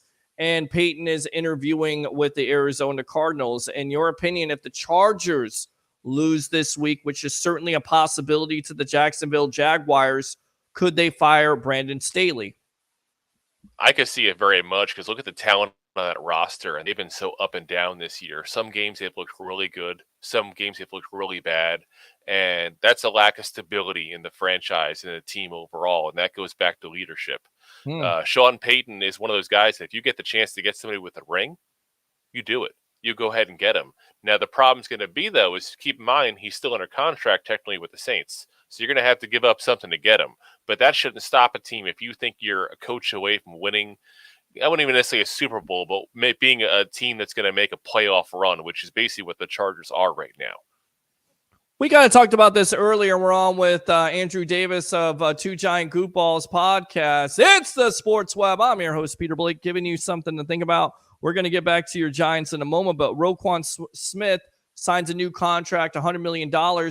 In your opinion, is this a smack in the face to Lamar Jackson? Because to me, I feel like you got to be loyal to him. He's been your quarterback. He deserves the contract extension. And instead, you're basically paying a guy you traded for a couple of weeks ago. I have no problem with it whatsoever from a football standpoint. As far as a person standpoint, I get what you're saying. As far as, what it personally means to Lamar. But here's what it boils down to is you gave up assets to go ahead and get Smith this season. You can't let him walk because you gave up assets. That's one of those things that happens when you make a trade like that. So they had to make the move either for Lamar Jackson or for Roquan Smith, because you can't franchise tag them both. So what it boils down to is they went for the guy they felt was being more reasonable in the contract, negotiating, and said, you know what, let's lock him up while we can. And then worst comes to worst, we can always tag Jackson if we need to. And they probably will. You also have to wonder to a certain degree is, did this injury slow down negotiation with Jackson? because you have a guy who basically 100% depends on his physical abilities and his running ability there, and he's got a knee injury right now. He hasn't been healthy in a month. Do you really want to go ahead and give that guy all that money while he's having that injury? You kind of want to see him typically after that injury to make sure nothing got slowed down in the process. Or you end up being, the Denver Broncos with the guy who's not as good as he used to be, and you're paying him, $40-50 million a year. Yeah, and I mean, I get it. I still think he's worth more than Deshaun Watson. I think he's more talented. I think he's done more in his career, and that's what he's looking at. He's his own agent, of course. He's not as talented as Randy Watson, though. Mr. Randy Watson. I love it. Absolutely love it. This guy sucks. Love it. All right, we're on with Andrew Davis of Two Giant Goofballs here. With that being said, the injuries. Tua not also playing this week, concussion protocol. Surprised by that. And if they can't beat Buffalo, and I can't see them beating Buffalo with Skylar Thompson or even Teddy Bridgewater if he's healthy on Sunday, is Mike McDaniel gone as the first year coach? No. If they let go Mike McDaniel, they're crazy. But I'll tell you this, I thought there was no way in hell Tua would play from the very get-go. Let's think about the way this game is going to go and what the NFL image wants to be. The NFL wants to have the image of we care about our players, we care about safety. You know just as well as I know that every single eye is going to be on this game because of Damar Hamlin and the situation that happened a couple weeks ago. It's going to be like America's team rooting for the Bills because of that. You're going to have nonstop talk about how he is, him getting out of the hospital, all this kind of stuff the entire game. Do you really think the NFL wanted any part of the Tua conversation? No, not at all. Nothing to do with that. Nothing to do with that. That would be a PR nightmare for the Miami Dolphins. And even if you lose that game, because I think the Dolphins are going to lose that game. It's a great story at the end of the day. You win 9-6 over the Jets, who somebody has to explain to me who watched that besides a Dolphins fan, because it was a real barn burner. But with that being said, it's almost as good as the Jets and the Patriots. right, exactly. I mean, just setting offenses back 40 to 50 years. I mean, it's just amazing in itself.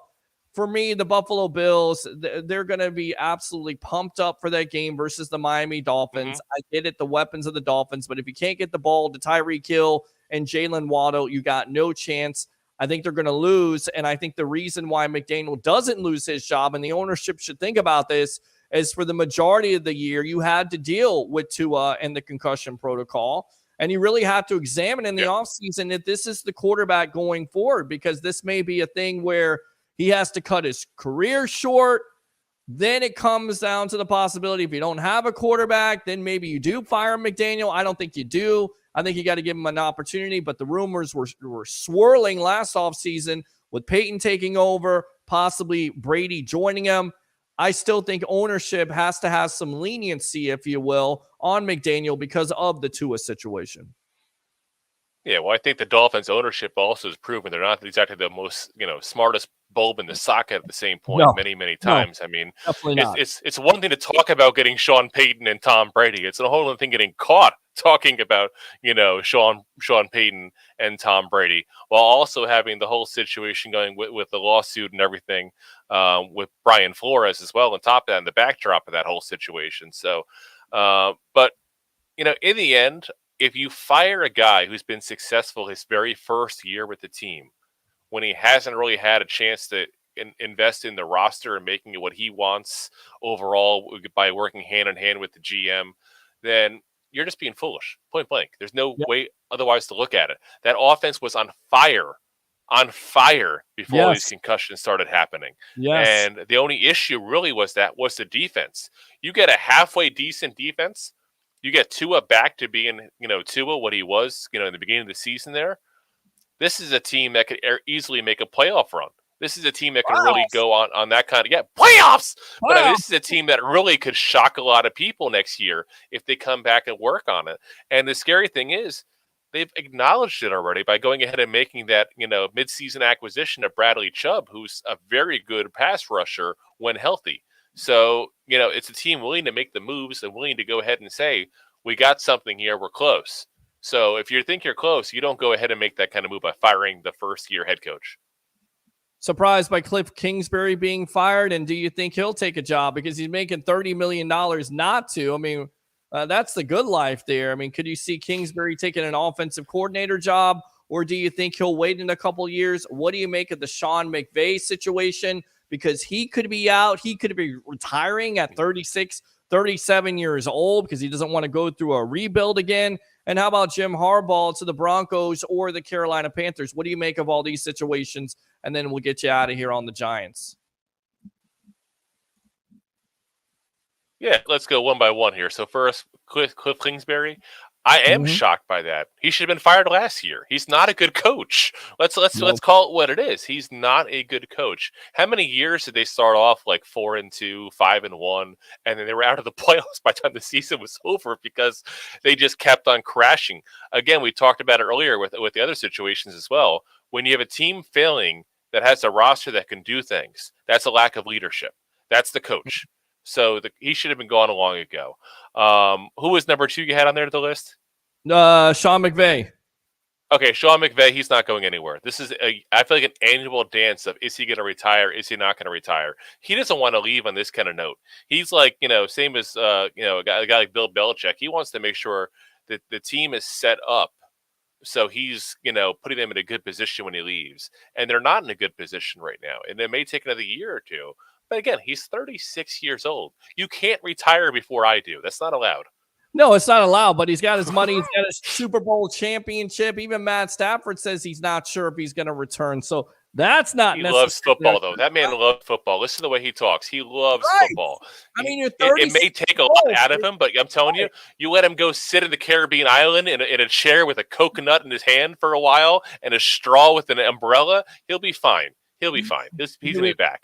Maybe he wants to do more of that instead of coaching. Like when you had that guy you work with that keeps on saying, I'm so sick of this place. I'm out of here. I can't take this anymore. And we've all worked with that guy. That's me. That's me every freaking day at 10:15 when I start at 10 o'clock. That's me. But I'm still there. This is Sean McVay, and he's going to do this every single year. It's going to be a dance every single year. And people want him as far as a broadcaster because he knows the sport. He's a young guy, so he's a guy you can sign up like almost like Madden was when he retired. Yeah. And that's what they want. It's like they want him to be the next John Madden. First off, there'll never be another John Madden. R.I.P. to the GOAT, because that guy was like, yeah, definitely the GOAT. But I mean, in the end, he's not going anywhere. He's probably watched this guy coach for like 30 years, and every single year they're gonna be like, is this the year? Is this the year it happens? It's not the year. I'll tell you what, if I'm McVay and I'm seeing the money that Tony Romo is getting, $18 to $20 million a year to be a broadcaster, and you see what Tom Brady got, I mean, I'm looking for the same thing. So if I could be a broadcaster and still be around football, I think that's where he's thinking. And there was some type of flirtation with him and Amazon Prime. Speaking of flirtation, which it seems like it's a yearly occurrence with this man, Jim Harbaugh, does he finally leave Michigan? I look at it. There could be sanctions. There could be there's some allegations out there that there was some wrongdoing with that program. Is this a Pete Carroll situation where you get out when it's good before it goes south?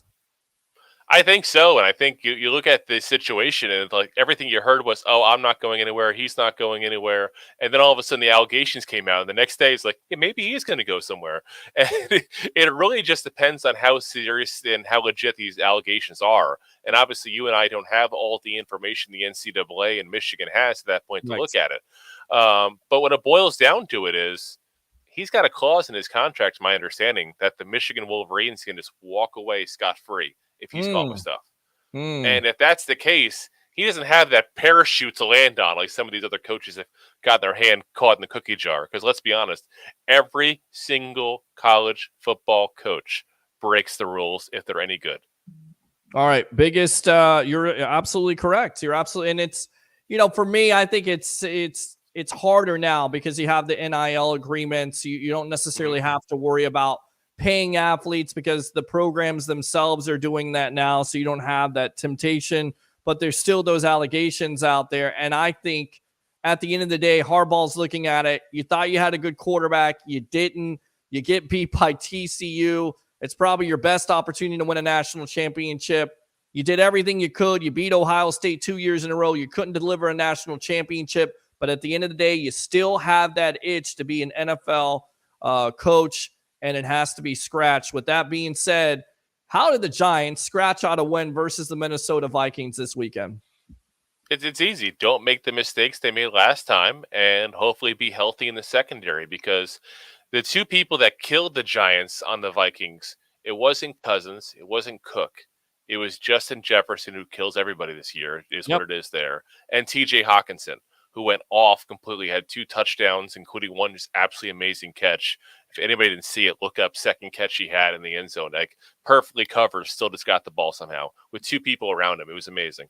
But in the end, if the Giants play their style of offense, where they don't make mistakes, and they get the secondary healthy again, who can better cover these 2 guys, I honestly am very confident as a Giant fan, which is just a weird feeling. I'm not sure how to react in this scenario, but this was the team I wanted to see in the playoffs. This is the team that I wanted to see again overall after we lost to them on Christmas Eve, because, again, a 61-yard field goal, which was literally a record for the longest field goal made by a Viking kicker. That's what it took for them to beat us after we had a fumble, an interception, both on their side of the field too, as well, I should say. Right. Missed 3 different interceptions at that point that we could have had. This was the Giants' game to win. And the Giants the Vikings didn't win that game. The Giants lost that game. It was one of those. And every Giant fan I talk to thinks the same exact way. And even the Viking fans I talk to think the same way. I've talked to a few of them worried about this game as well. So, it's a weird place to, like I said, after being such a horrible team the last couple of years, because let's be frank, we've been a horrendous team. Probably the worst team in all of football the last 5 years, probably tied with the Jets, as scary as that sounds. And here we go now to 1 year of a rebuild, and we're in the playoffs. And we're playoffs. And we're going to win a game potentially. And it's exciting as a Giant fan, but at the same point, we have a lot of drama coming our way when the season's over as well, with Jones being a free agent, Saquon being a free agent. This is an interesting time to be a Giant fan. It really is, because every single win that we get in the postseason, if we do hypothetically win one or somehow sneak out a second one even, that's going to make that price tag for Daniel Jones go up higher and higher and higher. There you go. Good stuff there from the Giant goofball himself, Mr. Andrew Davis. Go ahead and promote yourself here on the Evolution of Sports Talk Television, my friend. Yeah, so I'm one of the co-hosts on Two Giant Goofballs. It's a podcast available pretty much in every podcast platform that matters. So go ahead and give it a little subscribe there. Take a listen. We are going to talk not just about Giants, but as this playoffs year are going, playoffs! Wow! We're going to go ahead and talk about literally every single game each week as well, because we know even Giant fans are interested now. We're at that time of the year where every single game matters. So, even if you're not a Giant fan, take a listen. We've got some good stuff going on in there. And, even if you're just watching as a casual fan of the playoffs as well, playoffs! See how many times I can say playoffs in this. But, we're going to talk a lot about our game as well. So if somebody's going to watch and wants to know a little bit about the game they're going into it, feel free to take a listen. We're also available, of course, social media, Facebook, TikTok, Twitter, and Instagram. Good stuff there, Mr. Andrew Davis of Two Giant Goofballs. Thanks a lot for your time here on the Evolution of Sports Talk Television, my friend. All right? Thank you. Take it easy, Peter. All right, there you go right there. Love that guy. He has lots of great knowledge, not only about his team, but the other teams. I wanted to get him on here to talk about the Cowboys and, of course, the Bucs matchup. Let's take a quick break, and when we come back, we'll have the madman himself, Mr. Mark Mancini of Mancini Media. Of course, XM Sirius Radio, former XPW announcer, and of course, the bodyguard of the Berg, Ralph Williams, talking about, WWE, AEW with our turnbuckle talk here on the Evolution of Sports Talk Television, the Sports Web. Keep it locked. uwager.lv, Sportsbook, and Casino. Sign up today at uwager.lv, the premier online sportsbook, taking wagers since 1998. The most player-friendly lines, weekly juice specials, and a true dime line in MLB. Unique casino platforms with thousands of games. Play poker, high stakes, low stakes, or tournament play. uwager.lv, what we offer. Free same-day payouts. Customer service and wagering support, 24/7, year-round. Free monthly rebates on your action and daily casino rebates. Contests, free bets, best bonuses, and giveaways. Generous referral program. Get an 80% free play bonus on your first deposit, up to $1,000. Sign up today, and use promo code SPORTSWEB. Remember, you can't win if you don't play. This segment is brought to you by Spring Hill Trailer and Equipment Repairs. They repair all types of trailers.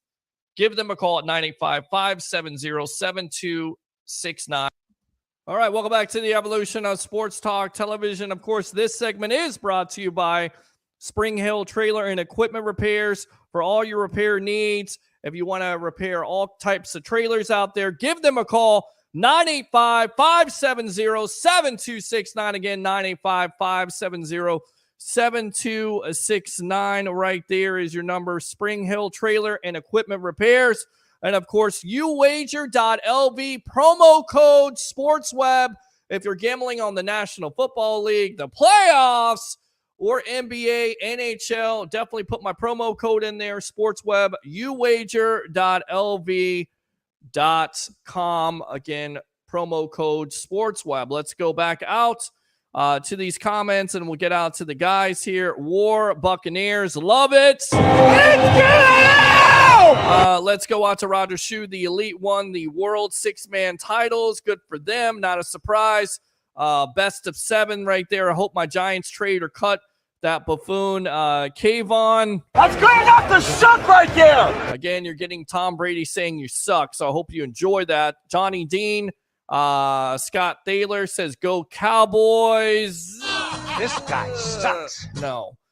You're lucky, Drew. Peter wants to talk to you about wrestling in a few minutes. We're going to do that, and I know you're going to tune into it because you love that segment. Ben Cornette, Alex Loosemore.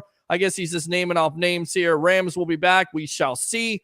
Amazon Prime will buy the Rams a first-round pick for the Rams for McVay. And playoffs, absolutely. Yeah. Tell you what, let's go out to these guys right here. The madman himself, Mr. Mark Mancini of Mancini Media. Of course, XM Sirius Radio, former XPW announcer, and of course, the bodyguard of the Berg, Mr. Ralph Williams. And guys, so much stuff to talk about. Let's start with the Tampa Bay Buccaneers and Dallas Cowboys on Monday Night Football to end the wild card weekend. How do you see this matchup, Mr. Mark Mancini? Welcome. Well, first of all, this is the show that's sweeping the country on Wednesdays. Thank you. The Throwdown in Tampa.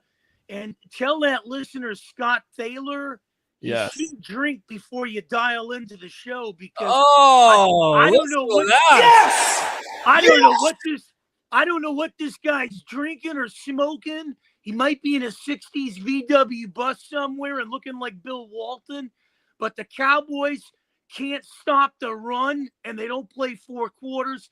And my NFC Redskins hammered their ass, so I got my Super Bowl this past Sunday. But the Buccaneers are going to steamroll the boys. That is a given come Monday on Martin Luther King Day. And let's go out to Mr. Ralph Williams. I know you're not the biggest fan of Tom Brady, but I don't know if you realize this. Brady lifetime versus the Dallas Cowboys 7-0. Does he continue that dominance on Monday night? Welcome. Yeah, I don't mean to say it this way, but it's true. Yeah, I believe he's going to succeed. The Bucs are going to move on. It looks that way. And like Mark said, they can't stop the run. Van Der Esch is a horrible linebacker. The Steelers were going to draft him in the first round when he was drafted, but the Cry Boys took him ahead of us. But, I think that, Tampa Bay, I'm taking Tampa Bay in this one as much as I really don't want to. I'm not sold on Dallas. Yeah, I don't think there's a lot of people that are sold on Dallas, and it's because of Dak Prescott. Can you believe, guys, that he leads the league or tied with Davis Mills, and he hasn't played in 5 games this year? He has 15 interceptions, 7 straight games with an interception. Do you think he throws one on Monday night, Mark? Well, I do. I can see that happening, but I want to take this up and let's up the ante here and raise the bar with all the great listeners on this show. I need 3 teams to acknowledge what the hell they were. Acknowledge me. And that is TCU, an embarrassment The Miami Dolphins, who are like 1-25 in cold weather when it's 30 or below, and the Seattle Seahawks. We should have had broken kneecaps or the drama queen that they call Aaron Rodgers and my Pittsburgh Steelers in this thing, and the NFL would have been okay. And now we put some roadkill teams come this weekend. It is extraordinarily embarrassing. Well, to their credit, they were able to win with Skylar Thompson in a barn burner of a game. Yeah, right. Skylar Thompson. I don't know who exactly. Third string quarterback, 9-6 over the New York Jets just in the season. Feel bad for them. It seems like they're building something at the end of the day. I would have rather seen the Pittsburgh Steelers in the playoffs, but you got what you got at the end of the day. And then, of course, Aaron Rodgers.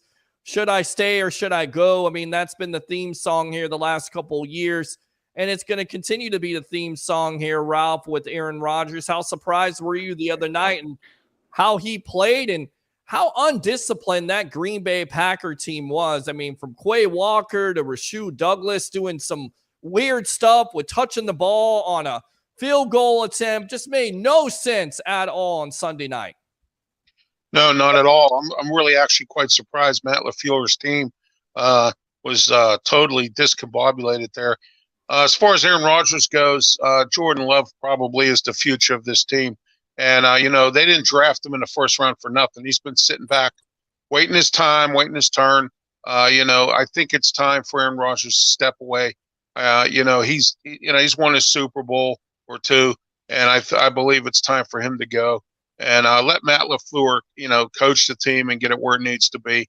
And I agree. It's just, it was, I think, the most undisciplined, disorganized Green Bay Packers I've seen in a while, and I was actually quite surprised. Now, Mark, we know you're one of the worst handicappers out there. You've said that here, but sometimes a squirrel can find a nut. What do you think about these playoff matchups? Playoffs! So how do you see these playoff matchups working out? You already told us about Dallas and Tampa. How do you see the rest of the field working out? Well, I said this a couple of years ago, and they archived it on XM203, Sirius 217. The Jacksonville Jaguars will get to a Super Bowl before we see Patrick Mahomes back there, and that was after Tampa Bay beat Kansas City. Now, I know that float in Jacksonville, and I know it's a barred city, and I know it's starting to take on water, but I don't need anybody to jump on Trevor Lawrence and Doug Peterson and the Jacksonville Jaguars, because they will handle Brandon Staley and that goofball mistake he did by playing Mike Williams when the game didn't matter.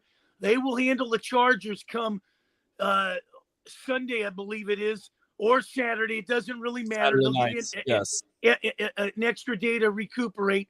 I think Cincinnati's on a mission because I basically said if it's not the Eagles and Bills in this mix, it'll be the Buccaneers and Bengals. But I don't think the Ravens handle anything without Lamar Jackson there, and he bet on himself. Unfortunately, he's starting to look like Carlos Correa right now. He had $350 million from the San Francisco Giants, and now you just lost $150 by going to New York and ending back up in Minnesota.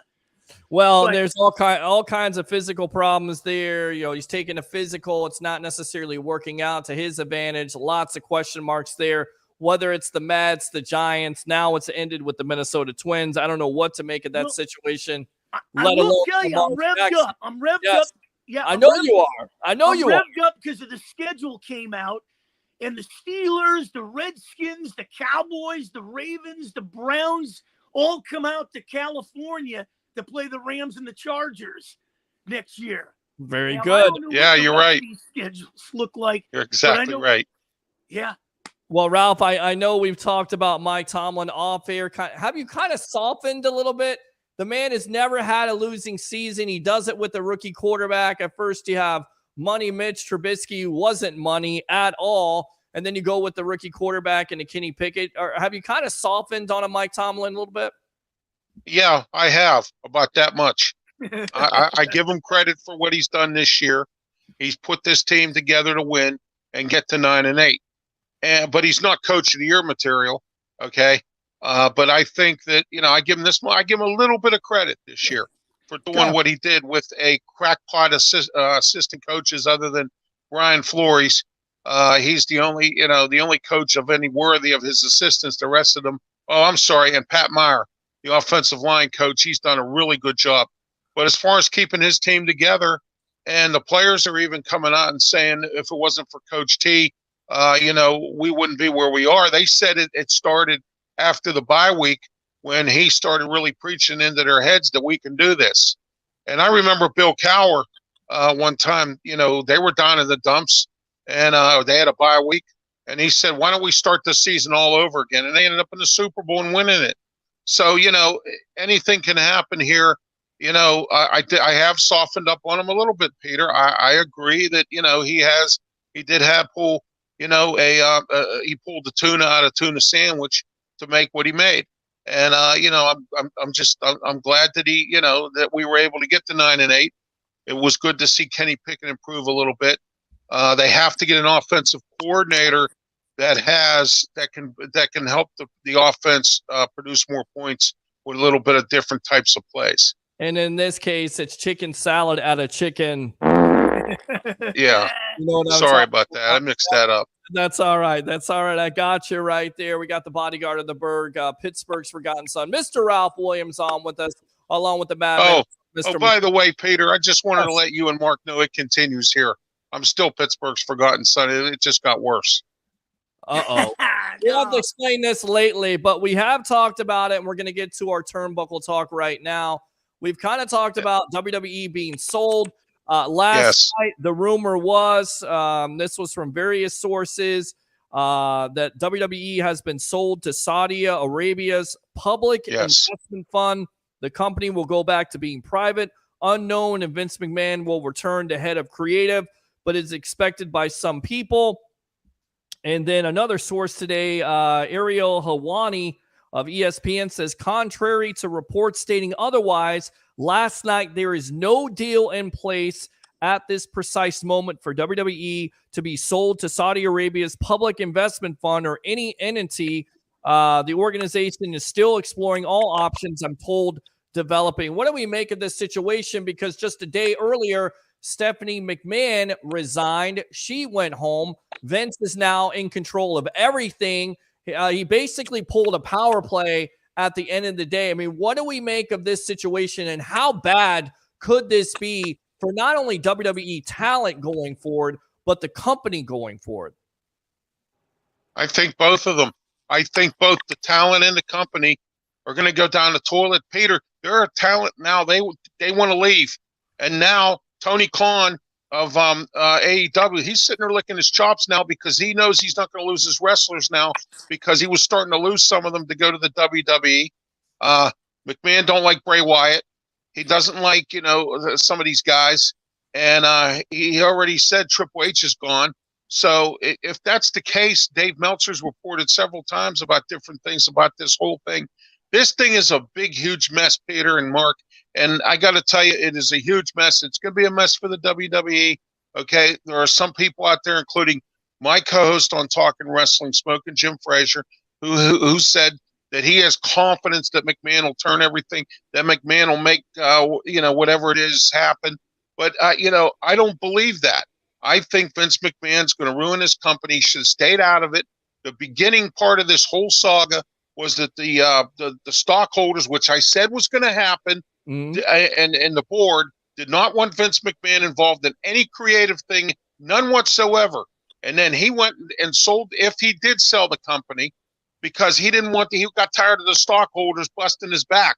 So what I'm saying to you is, and I said this was going to happen, and I told everybody around the world here and on these shows, I've told everybody, and you heard it here a few weeks back when I said that he has to answer to stockholders.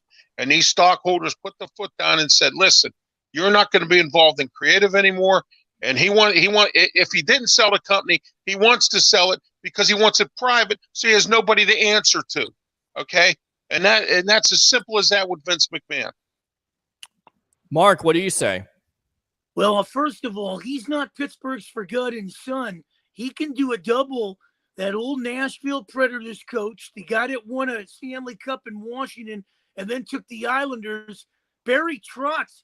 I'm telling you, Ralph Williams can pass for Barry Trotz. And that's a compliment. But I will Thank you. I will get into this.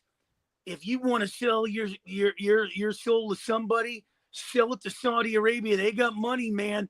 They might take this and build this thing into something where Vince might have took it and put it to a bar, but there's a lot of money with the Saudi Arabians, and they can do some wonders. We've seen what's going on in Jacksonville with Khan down there. He's a great owner. He gets out there. I saw the hugging during the celebrated win against Tennessee. I'm excited because Shad Khan, who looks like a James Bond villain. I still say he looks like a James Bond villain.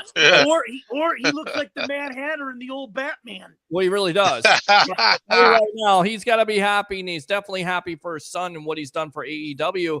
And you're exactly right. The more of this kind of situation going on in WWE, the more I think it's an advantage to AEW. You know, my first thought is, not only did Stephanie resign, but could we see Triple H walk away here, Mark, eventually, if Vince becomes head of creative again? Well, that would be interesting. It's, every time you think you shut the door, you don't have enough nails in the coffin to lock them in. Here comes Vince. And the crazy thing about this is, I don't know about it with you guys, but I don't drink.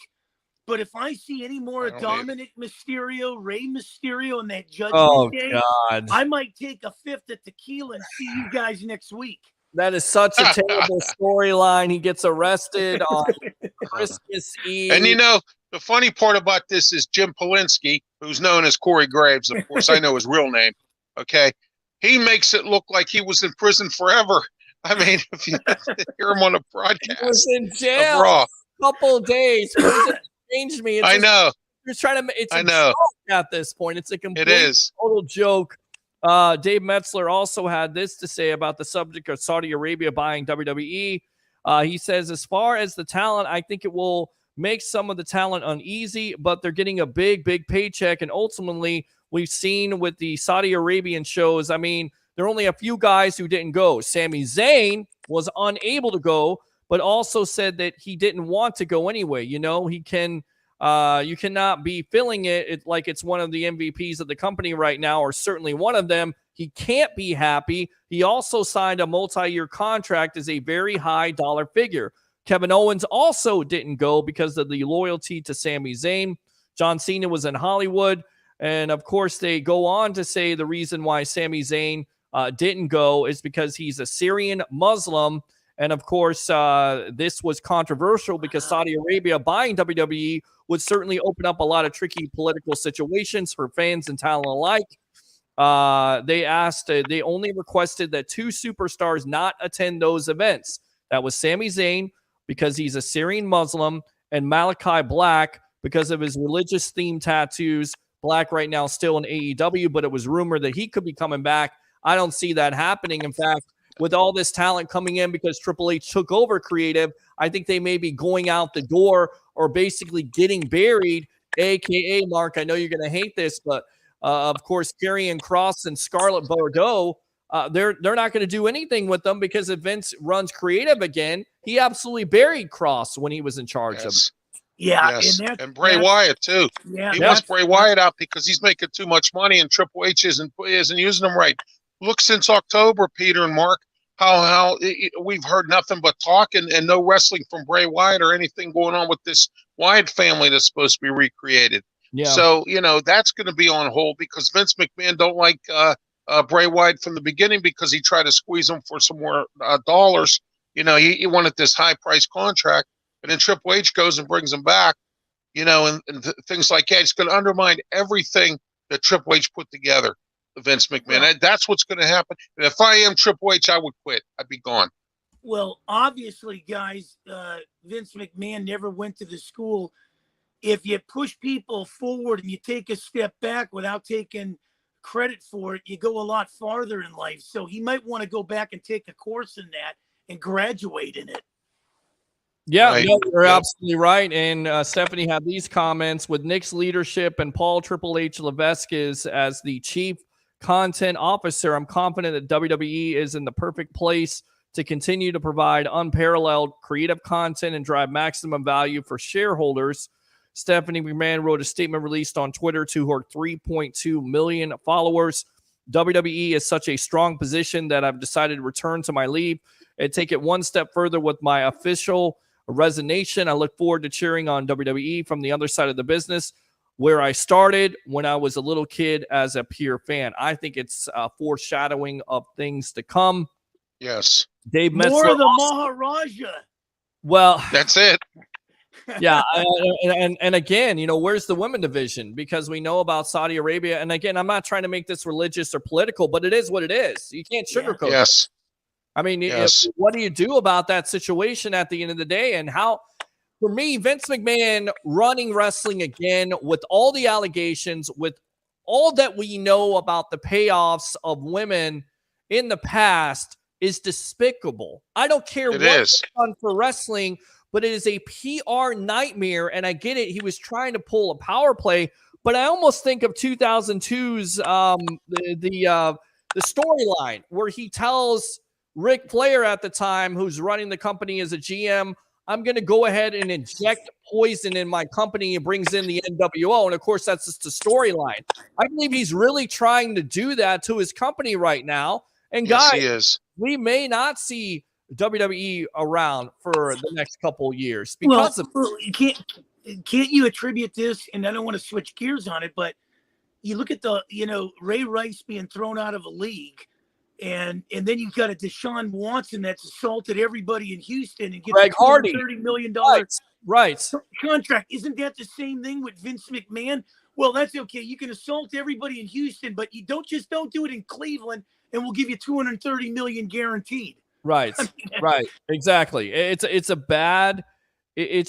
bad standard at the end of the day. It really is. Yes, it is. Also, Dave goes on to say, Dave Metzler of Wrestling Observer Radio, with Vince talking to the Saudis. One thing we do know about this story is that ever since he was ousted, he did open up talks with the Saudis. So this didn't come in the last week. He's coming back, was obviously too close to a deal. Perhaps the people who are running the company, for all the reasons we're talking about, probably felt very uneasy about the deal closing because they're perhaps looking out for the long-term future of the company and their own asses too. So there you go. We'll keep abreast of that situation. Wow. Peter, Mark, Yes. how would you like to be a shareholder? Let's say, for instance, you have stock in the WWE, and he sells it to Saudi Arabia, and it becomes a private company. You lose. Yeah. I mean, I should be thankful, and everyone else who didn't put any money into the WWE, as far as being a shareholder or stockholder, because at least you had a little bit of say of what goes on. If he sells it privately, or if it's already done to Saudi Arabia, it's a private company now. All right, they can do whatever they want. They don't have to answer to shareholders unless it's public.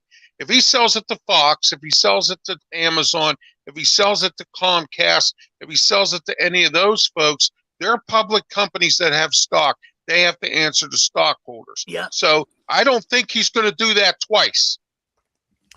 Yeah, I'll tell you what, let's go out to this comment here. Christopher Cole, I watched the movie with Kevin Nash on Netflix, but he wasn't the main actor. It's called Dog. It's about a military dog and stuff. All right, definitely have to check that out.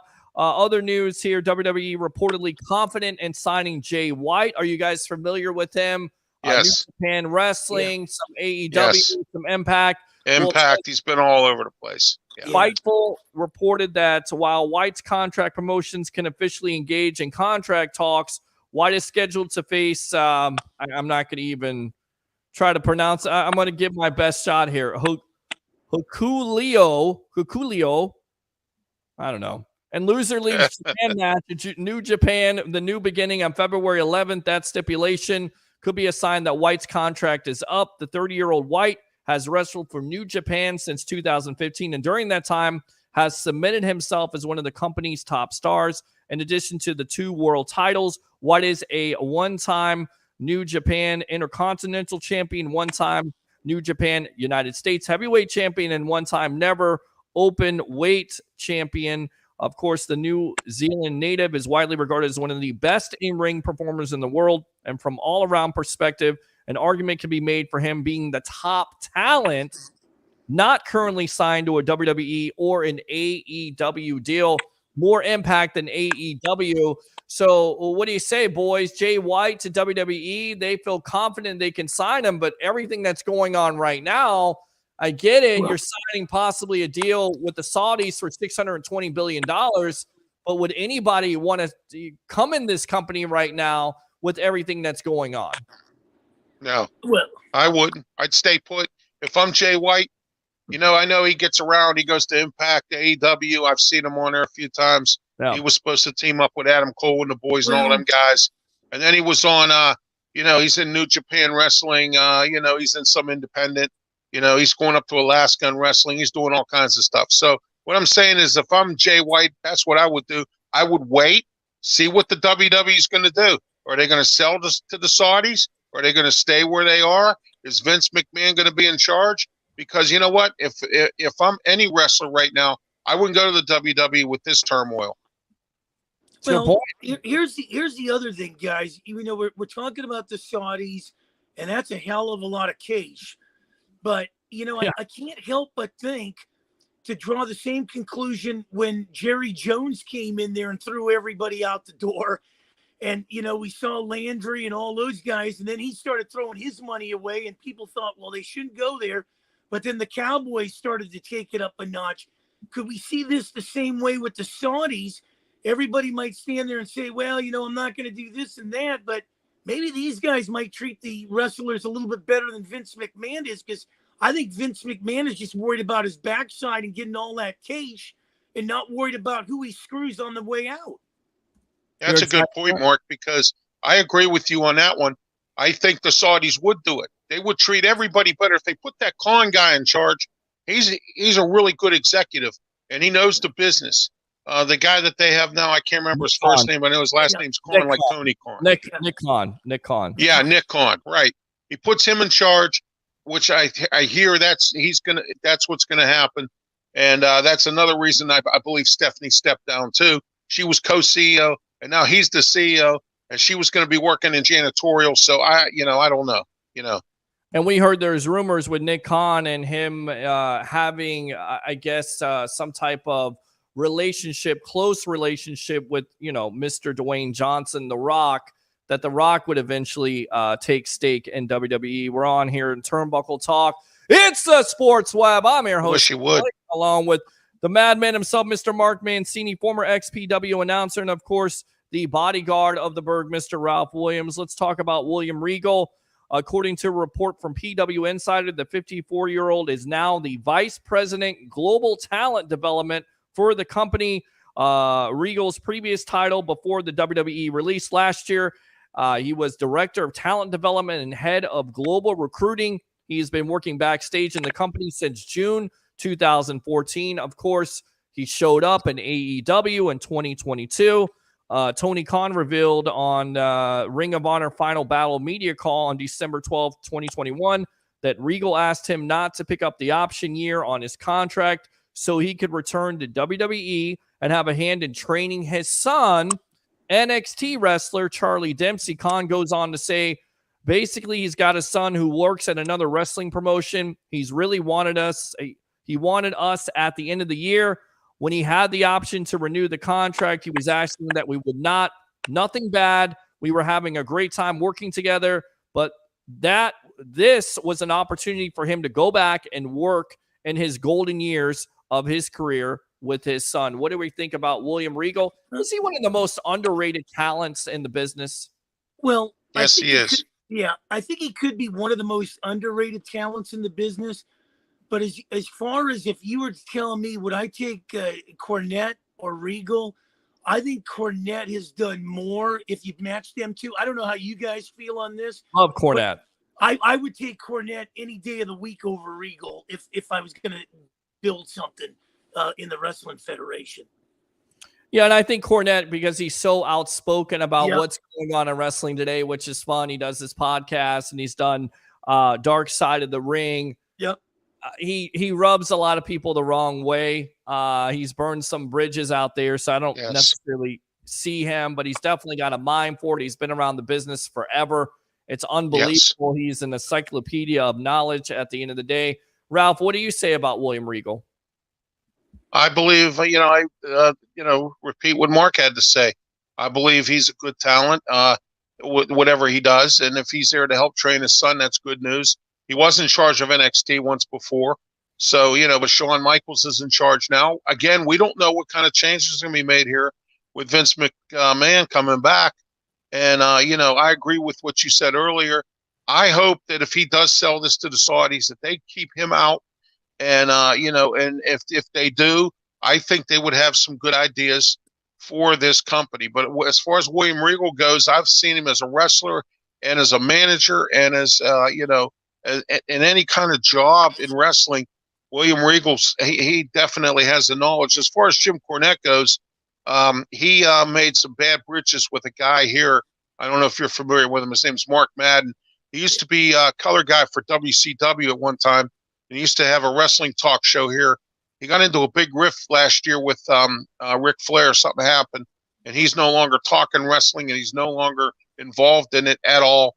He doesn't want to be. He says it's a backstabbing business. But, I remember when Jim Cornette and Mark Madden were really at odds about a couple things. They had worked together back in WCW. Absolutely. I'm not the biggest fan of Mark Madden. Hey guys, you know what? I would think, I know it's early in the year, but I'm going to throw 3 names that I think are going to get one hell of a push this year. Okay. And one of them, and then you guys can throw your 3 in it, but I think Sikoa, I look at Bliss, and as crazy as this may seem, because it seems like he was shown the door, then back and everything, I think you're going to see Lashley. I think these 3 I'm going to hold my hat on. Okay, what do you say, Ralph? 3 names. I'm here. Well, I'm hearing rumors that Lashley's going to be they're going to split the titles up. Roman Reigns is going to keep the Universal title. The WWE title is going to go to Raw. They want Lashley to represent Raw with the WWE title. That's what I think. As far as women go, you know what? It's a toss-up right now. I think Bailey might do something. She might sneak in there and do something as far as the women go. And if they don't play around with anything, I think Braun Strowman maybe, and we're going to see a resurrection of Drew McIntyre trying to get back into a title hunt. I think that's basically where I am with that. All right, so we talked about Sasha Banks making her debut with New Japan Wrestling. Now we know her name. It's Mercedes. I guess it's Monet. Yeah. Mercedes Monet. Did you see it? Did you like it? I mean, I thought it was great. I don't know about the finisher. It looked kind of botched, but everything else, I thought it was great. I think she's eventually going to sign with AEW. That's the talk right now, that she is going to be the secret partner. So what did we think of the debut of Mercedes Monet, Mark? The Boston Bombshell. That's the way I look at it. She's unbelievable. I still cannot believe that WWE let her go, because she's so talented. She's so old. That was John Laurinaitis. That was him. He was the one that did that. He made that decision.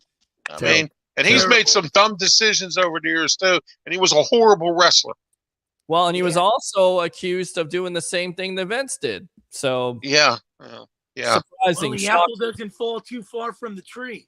Obviously. No, it doesn't. All right. So Mark, Mercedes Monet, what are you saying? AEW bound? I think you might be onto something. I do too. I think she's using it as a stepping stone to get over there. But man, oh man, I missed her in the WWE. That ring, when she'd come into that ring and come through the ropes. I mean, it was almost right up there with Charlotte Flair, man. It's better than Charlotte. I think she's a better wrestler than Charlotte. I'm just saying. She's a better heel than she is a face. Agree. That for sure. Agree. I completely agree with that. I think Charlotte having the belt is and I don't know if we got a chance to talk about that, but that wasn't much of a match where Charlotte wins the belt off of Ronda Rousey after Rousey has a great match. She loses the belt in Tampa. Again, though, what do we think about Mercedes Monet here, Ralph Williams, in that debut in New Japan Wrestling? Well, like you said, she's trying to use it as a stepping stone to AEW. Anyway, she's allowed to go to AEW and wrestle. Yeah, they have a working relationship with New Japan Wrestling, so she can come and wrestle anytime she wants. Jay White did it. Several other people have done it. She could even, if she wins the title there, she can even go to AEW and defend it, because Tony Khan will let that go. That's what he does. And then if she signs to an AEW contract, that's going to vastly improve their women's division, which needs some help anyway. So that is going to help big time. And if Naomi goes there, that's going to really help. But I'm hearing stories now that Naomi's coming back to WWE and will join the Bloodline. We'll see, because if Vince is in control, I don't know if that's necessarily going to happen at right. What's happening with Shayna Baszler? I mean, I look at her and I can't help but think of James Bond's Moonraker, and I think of her sister, man. What the hell is with Shane? She's carrying She's carrying Ronda Rousey's bags in and out of her car. Pretty much. Getting her coffee for her, All right. Speaking of a former manager, AEW and Ring of Honor manager Tully Blanchard confirmed that he's no longer under contract and that his departure was a little bit more complex. He says on the Two-Man Power Trip podcast, he was no longer with Khan's companies and assumed his wrestling career was done. Other than autograph shows and events like StarCast Weekend, he says, no, it was a little bit more complex than that, but my contract is up. I'm gone. He said he enjoyed his time in AEW, but when asked about whether anyone asked for advice backstage, he said not at all. He chalked that up in the current roster not being born when Blanchard and Arn Anderson were in their heyday, of course, being a part of who? The Four Horsemen. Better believe it. One of the greatest factions of all time. Absolutely. The NWO before D-Generation actually had the Four Horsemen right there. And you know what? These comments kind of go back to what CM Punk said about the locker room. How do you not pick the mind or the brain, the wrestling mind of a Tully Blanchard, who is a legend? How do you not ask any questions? That's like me sitting there. Three guys. You know what? I'm Peter Blake. There's sports broadcasters like a Bob Costas out there or Al Michaels, and I'm not going to ask them any questions. I'm just not going to. I'm going to think I'm better than them. No, I'm going to pick them. What are you talking about? Not at all. This is a problem. Not at all. You know something? There's four guys. Not only did you have Tully Blanchard, you had Arn Anderson there. You had Jake the Snake Roberts there, and you had William Regal there, and nobody picked their brain. There's something wrong with this picture here, because if that's the case there's something wrong with the locker room ethics there, or something going on in the locker room. Somebody's got to say, hey, look, these guys are legends. Go pick their brains. It goes back to what CM Punk was saying, and everybody was calling it an answer, and he was exactly right. He was exactly right. And I'm still telling you, they have not reported that he's been bought out yet. I still think it's a line. I still think Tony Khan, there's no way CM Punk goes back to WWE. I think he still wrestles for AEW, but I may be wrong. Mark, what do you make of this situation? Tully Blanchard gone from AEW and Ring of Honor. Yeah, it's something. There's two things we've kind of lost in today's world is accountability and communication. And you hit it right there when you said it with, how do you not absorb it like a sponge and learn and carry the bags? And, it takes you under his wings. And when you think you know something and you're not, you're better than him, it's a real head scratcher to me. I mean, and you're right. You can go back to those guys back then. Barry Windham was another one. Learn a lot. And I don't know, when you look at wrestling, it's remarkable how far it's dropped off a cliff today with some of these guys just looking out for their own well-being instead of learning from the best of the best. You know why? Because everybody wants to talk. They don't want to listen. It's like my mentor, TJ Reeves, Leo Haggerty. I've sat with them and just sometimes let them talk, because you never know. You can pick up something and ask questions, because that's how you get better. You pick the mind of people that have been in the business. Show me who you are, and I'll show you who you hang out with. Of course, you associate with the madman himself, Mr. Mark Mancini, a former XPW announcer, of course, the bodyguard of the Berg, Mr. Ralph Williams. It's the Sports Web. I'm your host, Peter Blake, giving you something to think about. Blanchard also goes on to say he was offered a last match for Ricky Steamboat, but declined. I'm not going to embarrass myself and go out there and not be able to do what I'm used to do. which is good. Thank you very much for realizing it. Blanchard could probably still go, but he's not the same wrestler. He understands that. Love Ric Flair, but he's not the same guy. He still wants to be in the business. God bless his heart. Blanchard also declined to comment on Flair's final match during StarCast weekend, as he didn't say around for it and wouldn't have a lot of positive things to say if he did comment. Final thoughts here, guys, on what's going to happen with this situation. I mean, is it the Saudis that buy it? Could it be Disney? Could it be Amazon that buys WWE at the very end? Bucs, bunch of people. I think it's going to be the Saudis. I think they'll do wonders with it. At first, people, kind of bitch and moan about it, but I really think they'll take it over and they'll might do more wonders, treat everybody right, that maybe Vince will learn from afar what's going on. But I will tell you this, guys. One of my buddies listens to the show and he said, you know what? He was wearing a WCW Starcade shirt the other day. Yes. Is that a blast from the past? All right. Oh, my gosh. Speaking of blasts in the past, 30 years tonight. What happened, guys? It was the debut of Royal Rumble? Nope. No. Don't Google it. 30 years tonight. No. The first episode. My hands are right here. On Raw. That's right. Raw, yeah. 30 years tonight. Monday Night Raw debuted. Of course, now they're doing the 30th anniversary celebration. Talk is that Ric Flair is going to be there. I mean, best memory of Raw in the 30 years. Oh, gosh. The McMahon Austin thing. That's a good one. The McMahon Austin thing. Yeah, McMahon and Austin to me made Raw what Raw is. Because I would throw that one up there, but you know what? Is people might not think about this one. The debut of Nexus, man. I like Nexus. If you're not with them, and I'll tell you right now, the debut was perfect. Yeah, but the follow through was terrible. They came out, they destroyed the ring, they destroyed the announcers. Daniel Bryan, who was at the time Bryan Danielson, he got suspended for choking the announcer. Like, that's what you need. You need that cutting edge attitude. It was the Attitude Era. Wade Barrett. Yes, Wade Barrett. I remember it. They came out. The end was on. It was gold and black at the end on the front. On the back, if you ain't with us, you're against us. And D-Generation X, of course. That was another one. Yeah, DX. Yeah, and it's got to be Austin and, of course, The Rock. I mean, those years were ridiculous. And Shawn Michaels and Bret Hart, too. That's another one. Another great rivalry that took place on Raw. Ralph Williams, your final thoughts here on the Evolution. Well, I hope that if the Saudis do buy it, I hope they don't keep Vince McMahon involved in anything. And I hope that they see their way clearly with the WWE. And I think the WWE is going to make money with this.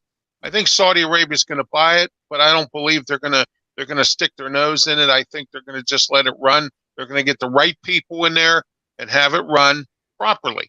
Okay. And, you don't have to have all your matches in Saudi Arabia. You could do what you're doing now. Just have a couple of events there. I think the Saudis are smart enough to understand that. And, I said this on my Talking Wrestling show tonight to Smoking Jim Frazier. And I'm going to say this now. I don't care what kind of talent you have or what kind of product you're putting out there.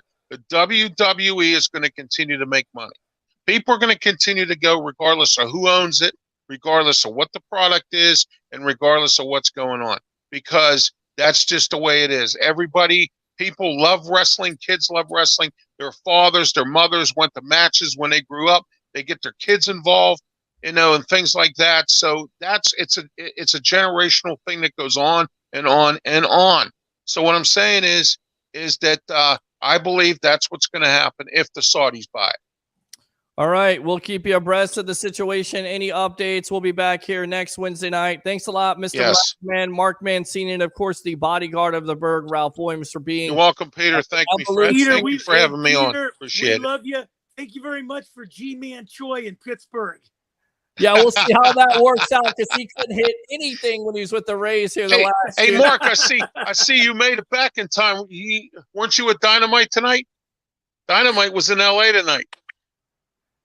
No. All right, guys. We'll get you out of here on that. Thanks a lot for your time here on the Evolution. All right. You're welcome.